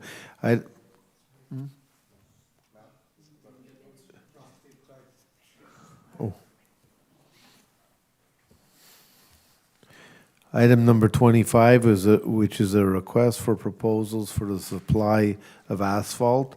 I call upon Councillor Levine. Thank you, Mr. Mayor. I move to authorize the Public Works Department to issue a purchase order to Construction DGL, Inc. for the purchase of hot asphalt for the year 2026 for an estimated amount of $125,489.46, all taxes included, based on the quantities actually required and purchased. Que les sommes nécessaires aux fins de cette dépense soient puisées à même les disponibilités de postes budgétaires 02-321-00625. Que le directeur des travaux publics soit autorisé à signer tout document requis pour donner plein effet à la présente résolution. Thank you. Do I have a seconder?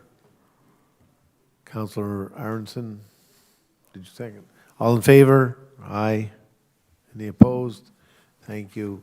Passed unanimous. Item number 26, urban planning, tabling of the Planning Advisory Committee PAC minutes of April 28th to 30th and May 7th, 2026. I call upon Councillor Moss. Thank you, Mr. Mayor. Whereas the Planning Advisory Committee held its regular meeting on April 28th and 30th and May 7th, 2026, and the minutes of those meetings are tabled at this council meeting. Whereas the primary role of the Planning Advisory Committee is to analyze and issue an opinion on any application that must be submitted to it under the Act representing land use planning and development, and on any other application relating to city planning and land use planning submitted to it by the council. I move that the council act upon and accept the tabling of the minutes of the Planning Advisory Committee for the ordinary meeting held on April 28th and April 30th and May 7th, 2026. Thank you. Do I have a seconder? Councillor D'Amico, all in favor? Aye. Any opposed? Motion carried unanimously. Thank you. Item number 27, which is approval of the site planning and architectural integration programs. I call upon Councillor Chomsky.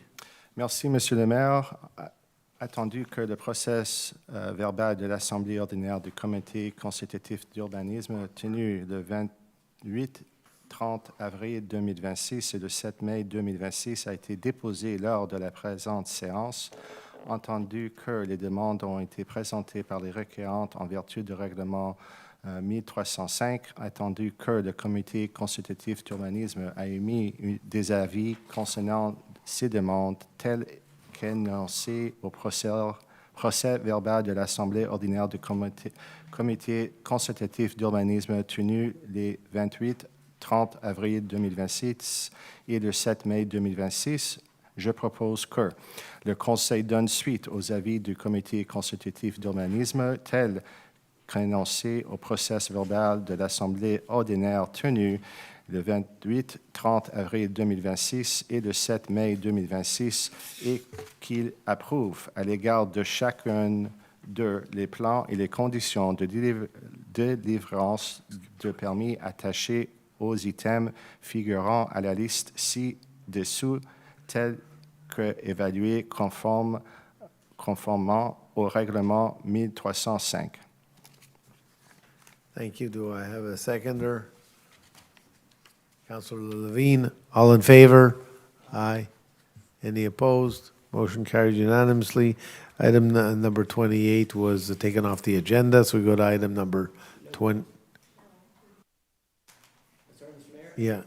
It happened all very fast, so just to remind everyone listening, item 28 was at the adoption of the agenda replaced with an item which on our list is number 32. It has to do with the awarding of the purchase of Bixby equipment for 2026, 2029, and I believe that it's Councillor Moss's motion.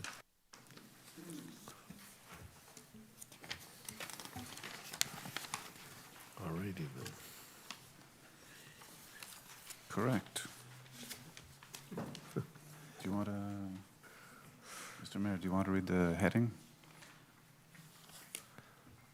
Okay, item number 32, awarding of contract, purchase of Bixby equipment, 2026-2029. I call upon myself to read this. Sorry. So I move that the contract related to the purchase of Bixby equipment for 2026 to 2029 be awarded to PBSC Solutions Urbaines, Inc., that an expenditure of $463,435.48, all taxes included, be authorized for this purpose. That the amounts required for this expenditure shall be taken from the available funds under budget item 23-310-90-003, and that the Director of Project Office and Territory Management be authorized to sign any documents required to give full effect to this resolution. Thank you. Do I have a seconder? Councillor Aronson, all in favor? Aye. Any opposed? Motion carried unanimously. One question. We did receive approval of a grant for $200,000 for this. Do we know if the paperwork's been signed or is there anything we have to vote? Okay. Thank you. Item number 29, am I right? Adoption of the bylaw 1663 to amend bylaw 1621 on the occupation of the public domain. Councillor Levine. I asked the Assistant City Clerk, sorry. Yes, I report that all formalities required for the waiver of reading this bylaw have been complied with, and that copies of the bylaw have been provided to all members of council and made available to the public. Okay, I call upon Declaration that everyone has read. Yes, I So declare. So the purpose of this bylaw is to amend bylaw 1621 on the occupation of public domain in order to clarify what constitutes the occupation of public property, introduce general provisions, establish maximum capacities for certain facilities, and ensure the harmonization of various standards. No amendments have been made to the bylaw since it was tabled at the regular meeting held on May 5th, 2026. So I move that bylaw 1663, entitled Bylaw to Amend Bylaw 1621 on the occupancy of the public domain, be adopted. Do I have a seconder? Councillor Aronson, all in favor?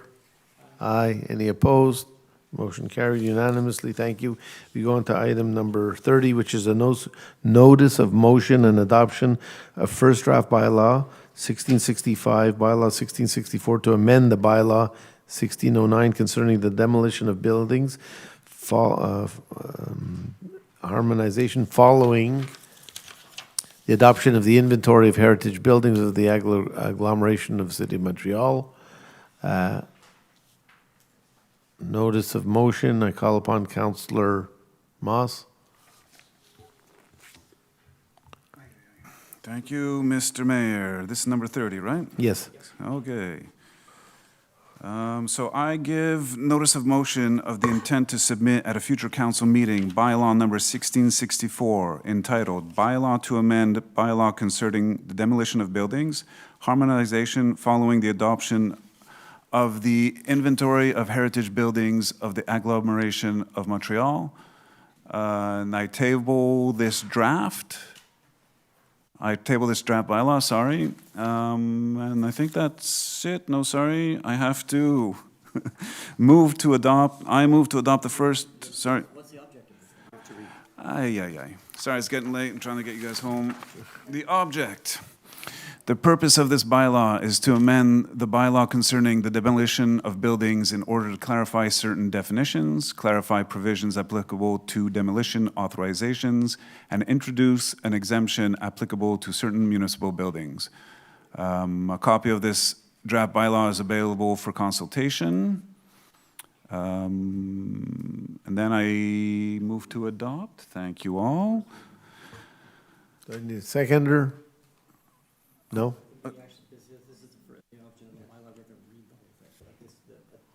Yeah, sure. Okay, fine.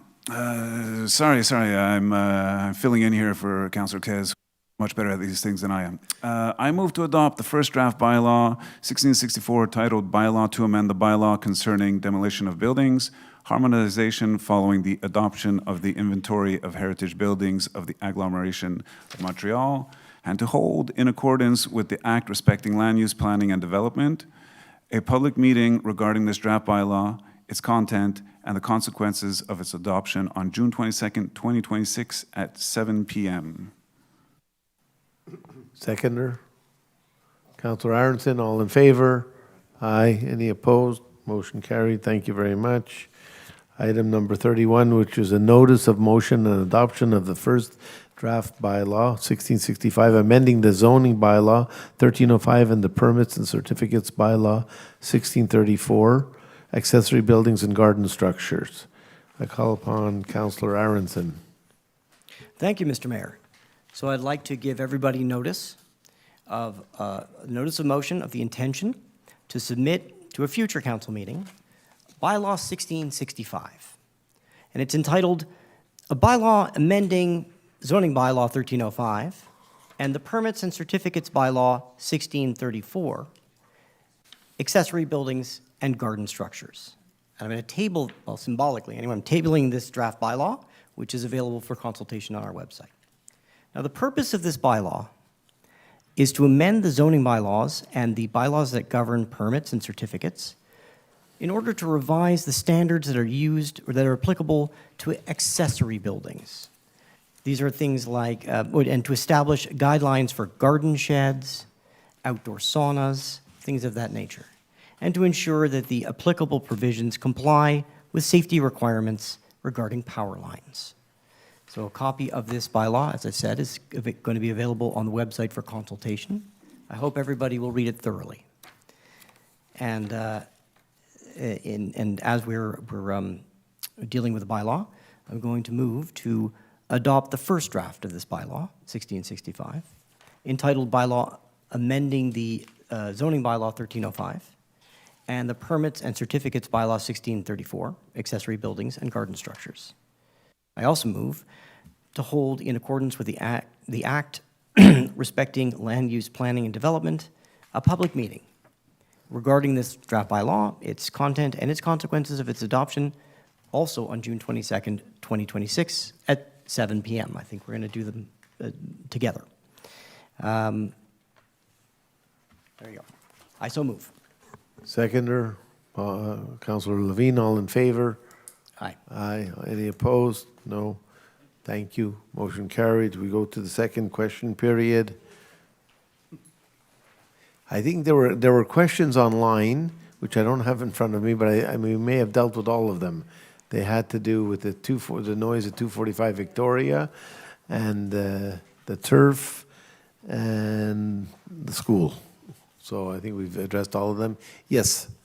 John Fretz, to add to the somewhat bemused query regarding Les Amis at Summit Woods, there's a lot of va-et-vient between us and them. We talk to them once or twice a year. They have an event on May the 20th when we are up there. There was a Collège Notre Dame with a teacher looking for insects. So BPQ goes up there. Occasionally, the mounted police from Mount Royal go up there. You'll notice their footprints and other things that horses leave.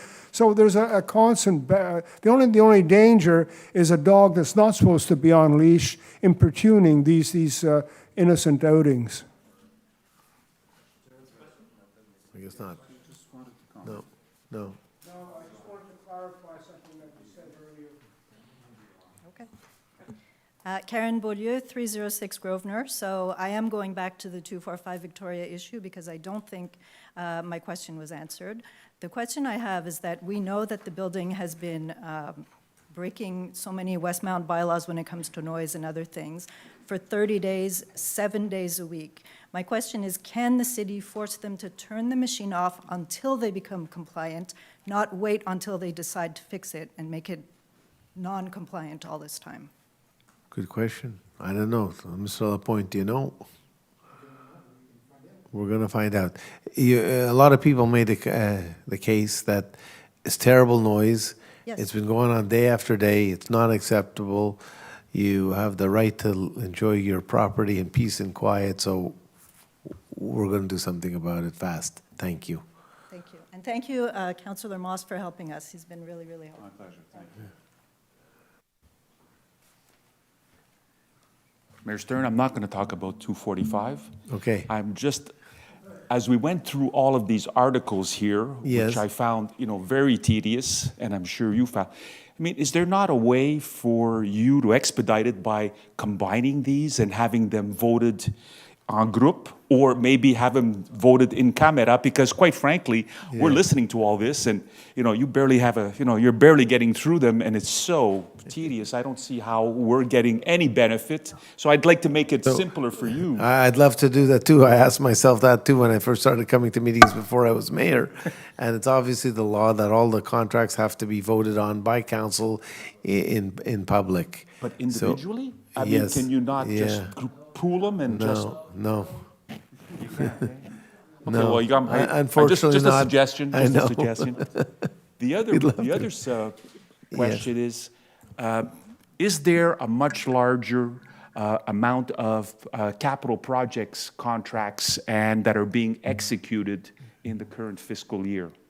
In terms of, vis-a-vis past years, I mean, you're spending much more money. Are you spending? Because I'm not sure. Yeah. Are there a lot more contracts that are being not carried forward, but are being executed by, different contractors during the fiscal? So if you recall, I think for many years we didn't do that much work.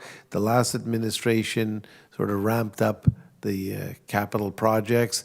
I think the last year, 2025, was like 28 million.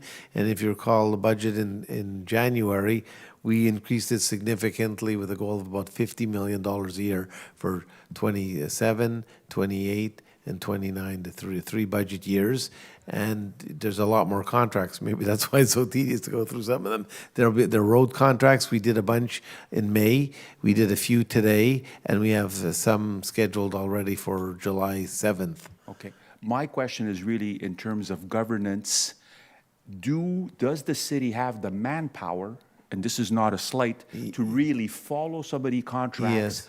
Ensure that the money is being spent wisely and the contracts are executed. So do you need more manpower, and is that in fact something that should be, because for the moment, as I understand, we have the people we need. We had a very senior person who was on sick leave due to medical condition. The person is back, so we're full steam ahead.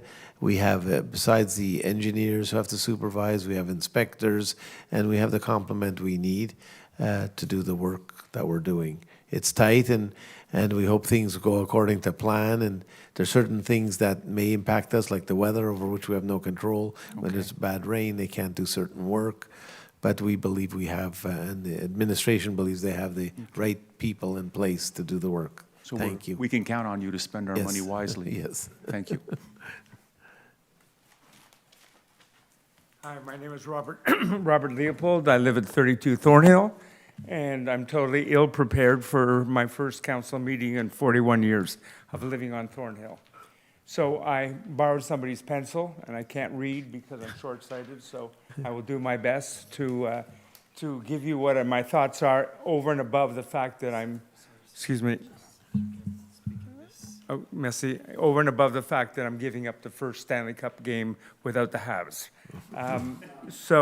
My thoughts are as follows. I sense that there is a confidence with the current administration as to the transparency and your commitment to accede to initiatives from Westmount residents. So I applaud you. At the same time, I witnessed in the discussion about the Thornhill, the traffic reconfiguration, I witnessed a sense of improper consultation with respect to the residents who were not fully aware of what was going on, whether it's their responsibility or your responsibility. The reality was communication was not great, okay? So I would encourage you to consider further communication over and above the June 10th meeting, which seems to me a meeting with no teeth, but respectively, I am aversion to the committee meetings and the like. Thoughts that I had, which I could put forward in the form of questions, but you don't want more questions, but I'll make them in the form of suggestions, okay? So the first thought that comes to mind is that why do we not have a school monitor, a traffic monitor at the corner of Argyle and St. Antoine and further places so that we could accelerate or expedite the traffic? Two, in the same context, why don't we have no stopping signs on either side of the street during the rush hours of both arrival of the students and departure? That would facilitate it.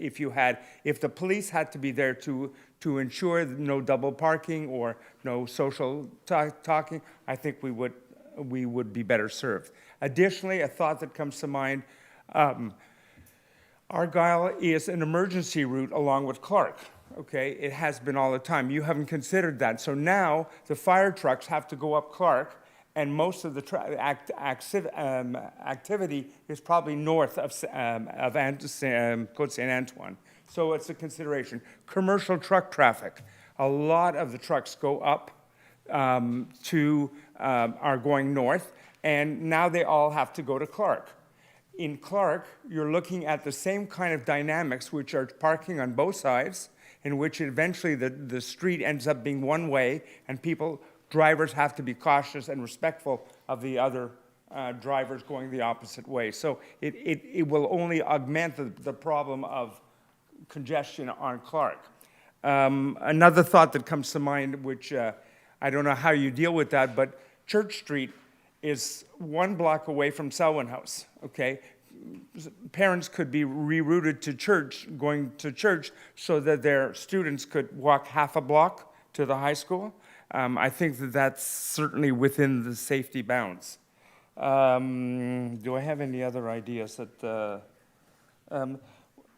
excuse me for 1 second on the delay. No, you could send in your notes. Thank you. They're very good comments. I'm pretty sure that I'm virtually certain that the fire trucks and a emergency vehicle route would have been looked at. But I took note of it. Thank you. The last thing that might be applicable here is maybe we could put online the engineering studies about the traffic configuration so that we have time to consult about it and then go forward from there. Thank you very much. Thank you. Hello. Hey, good evening, Alec. Chairman de Casson. Just want to chime in today. It's not with pleasure that I do that tonight. Just wanted to, I know it's the issues before the courts, Summit Woods. Just want to chime in as a former municipal public servant.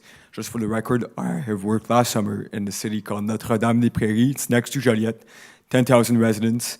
In the comms department last summer, so I understand a bit the struggles that the administration and the council go through on a daily basis.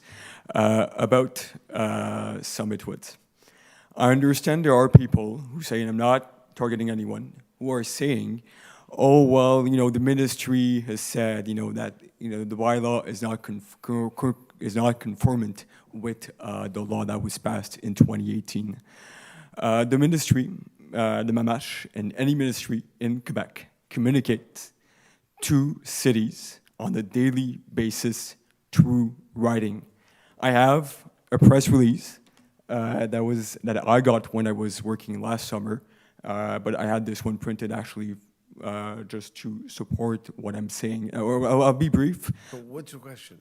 I just want to be brief. I just want to make that comment. The ministry, when you have, if there had been any irregularities in the bylaw that was adopted by the last council pertaining Summit Woods, the DG, the former mayor, and all of council would have gotten a former letter. That's the way it works. And when there is an issue before the courts and that any city, the city of Westmount is targeted, we have a system in Canada. It is the duty of a city to defend itself. Yes. That's the way it works. Yes. I understand it's a lot of money, but that's our democracy, and there's no price for our democracy. So I'll be more than happy to provide copies. I can leave them tomorrow because that's the only printed copy I have. Thank you. I'll come tomorrow. I'll leave them, or I could even send them through email. It is a legit press release. But again, I'm finishing on a note. Je ne prends pas plaisir à faire cette intervention ce soir. Mais je souhaite rectifier les faits comme ancien fonctionnaire municipal. Merci. I'd like to answer this, please. Yes. So I've already addressed this point, but I'm going to repeat it again. So I did call the MAMASH. In fact, I called Service Quebec. They went me through the whole list. I asked to speak to the Attorney General's office. They said they will not intervene. So I spoke to the MAMASH, the person in charge of the MAMASH. I said, I'm doing my due diligence in this matter. What is the appropriate action? What is your recommendation in this file? He told me, Councillor D'Amico, first of all, you're one of the few people who ever call us to ask a due diligence after the bylaws passed. He goes, you have to ask 2 questions. Your first question is to your Director General. You have to ask him if there is an incident at Summit Woods and there is an attack on a dog off-leash, will the city's insurance policy cover? He goes, the reason you're asking that question is because the insurance company has a legal department. They will look at your bylaw, they will look at the insurance coverage, and they will make a determination, their determination, whether your bylaw is conforming or not. Then, the second advice to me was to ask the legal department since the previous council adopted the bylaw based on a legal opinion given by external counsel, the recommendation from the MAMASH was to ask the legal department to issue a letter of confirmation from that law firm that issued the legal opinion, that legal opinion, which was rendered in October of 2023, is still valid in May 2024, considering you have jurisprudence in that file, which is the Potten case. I've made that recommendation over 2 years ago. I still don't have it. So I've done my due diligence in this file. That's the answer I got from the Mamash. You're right. I did ask the question, is the bylaw conforming? You're right, but they said they will not intervene. The judge will intervene, but so from a city's point of view, from protecting the taxpayers' money, why should we spend hundreds of thousands of dollars to defend a bylaw that is potentially contravening a provincial law, number one, and number two, we could do that free of charge if the Director General's office and the legal abide by the recommendations of the Mamash. That's my answer to your question. I am just finishing. I can tell you, I worked with the DG last summer. I know how things work as well. I'm not perfect, but I have a clear understanding of how things work. The DG, I think, has done her due diligence. So is the last council. I've not seen it. I've not seen it, and the public has not seen it. So if the due diligence has been done, and we do have a confirmation from the law firm that gave the legal opinion, and you have the insurance coverage, then it's a clear-cut case. I respect your opinion, Councillor D'Amico. I really value your. We're in a democracy. I really respect it. I may not agree, but I respect your point of view. Okay. For real. That's the minister's guidelines. They're not my point of view. The Those are ministerial guidelines. There'll be a judgment coming. If you want to leave a copy of that or send it tomorrow. Tomorrow I'll be more than happy, but I'm telling you, they have done their due diligence, and I thank the administration who is doing a tremendous work day after day. Merci beaucoup à vous. Moi, je vous soutiens. C'est pas facile ce que vous faites. Je l'ai vécu, j'étais dans vos souliers. Je sais que c'est pas facile, mais je veux vous remercier. And Councillor Aronson is also a member from the bar. I don't think he would have passed a bylaw that would have been non-conformant. Je termine là-dessus, mais ce qui devait être dit devait être dit. Again, I'm going to repeat again. So the previous council passed their bylaw based on the legal opinion, which is fine. I respect that. I respect the decision of the previous council. Unfortunately, for me to do my due diligence, I've asked the ministry, to provide me recommendations. Those are ministerial guidelines. They're not mine. I'm just telling you what I got as guidelines. End of story. I think there was one question that I didn't answer online. Wait 1 second. Somebody asked about, Lady Kimberly Papp of Victoria Avenue asked about the splash pad, saying in Westmount Park, seems like it needs repair. We have it seems to be in good working order. We don't have any immediate plans to fix it. And the second question is, there's nothing to fix as far as we know. Adding a splash pad to Murray Hill Park, and that was on the agenda, and it may be looked at for next year. So I'm just answering that. Yes. Bonsoir. Bonsoir. Violaine Chalifou, 569 Grosvenor. Je viens pas parler de Roselyne ou d'autres trucs comme ça. C'est vraiment des petites questions vraiment simples, mais qui, pour moi, qui est une cycliste et une piétonne, qui ont une importance. La piste cyclable sur Côte-Saint-Antoine, quand est-ce que vous allez tracer les pistes cyclables? Quand on revient sur NDG, il y a des travaux de grattage de rue qui ont été faits. L'école va terminer, puis j'imagine que les pistes cyclables vont être tracées, alors qu'il faudrait peut-être anticiper l'installation des pistes cyclables. Quand allez-vous finir cette étape? Oh, sorry. Oh, I don't know. Do you know? About the bike path? The bike path, the lines. Like the school year is like for about on to Côte finish. Saint-Antoine? Yeah. I can't speak specifically to certain areas, but I just know that we've had many discussions on bike paths and the bollards and everything, and there's been a real delay. The weather has been terrible, and so the line painting can't get done as fast as we are hoping to. Okay. So we're on the company that we have hired to do it, and we're trying to get it out as fast as possible. Nous avons engagé une compagnie pour faire toutes les lignes. Oui, c'est ça. Réunion une compagnie pour faire les lignes, mais c'est à cause de la température, surtout la nuit, parce qu'on fait la peinture la nuit. Il fait trop fraîche la nuit pour mettre la peinture, parce qu'on a changé. On a deux sortes de peinture qu'on fait. On fait à l'eau et époxy, et c'est trop froid. Donc là, on voit plus de beau temps. Là, j'imagine que prochainement, ça va être fini bientôt. Okay. My other question is, if you talk about, you promote No Mow May, and you seem to be proud of it. Why would you cut the grass twice in May on King George Park? Sure.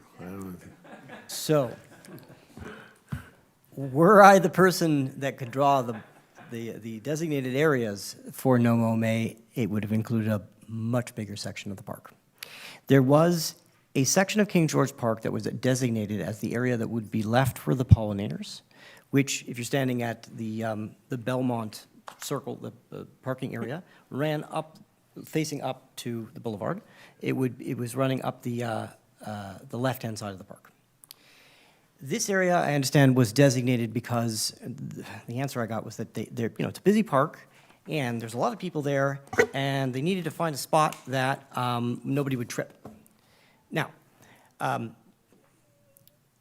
think there is, if I take your question the way, I believe that you are right to ask that question. I asked the same question myself, and I hope that come next May, we're going to see a much wider area, expanded area, of areas that can be left to grow for the pollinators.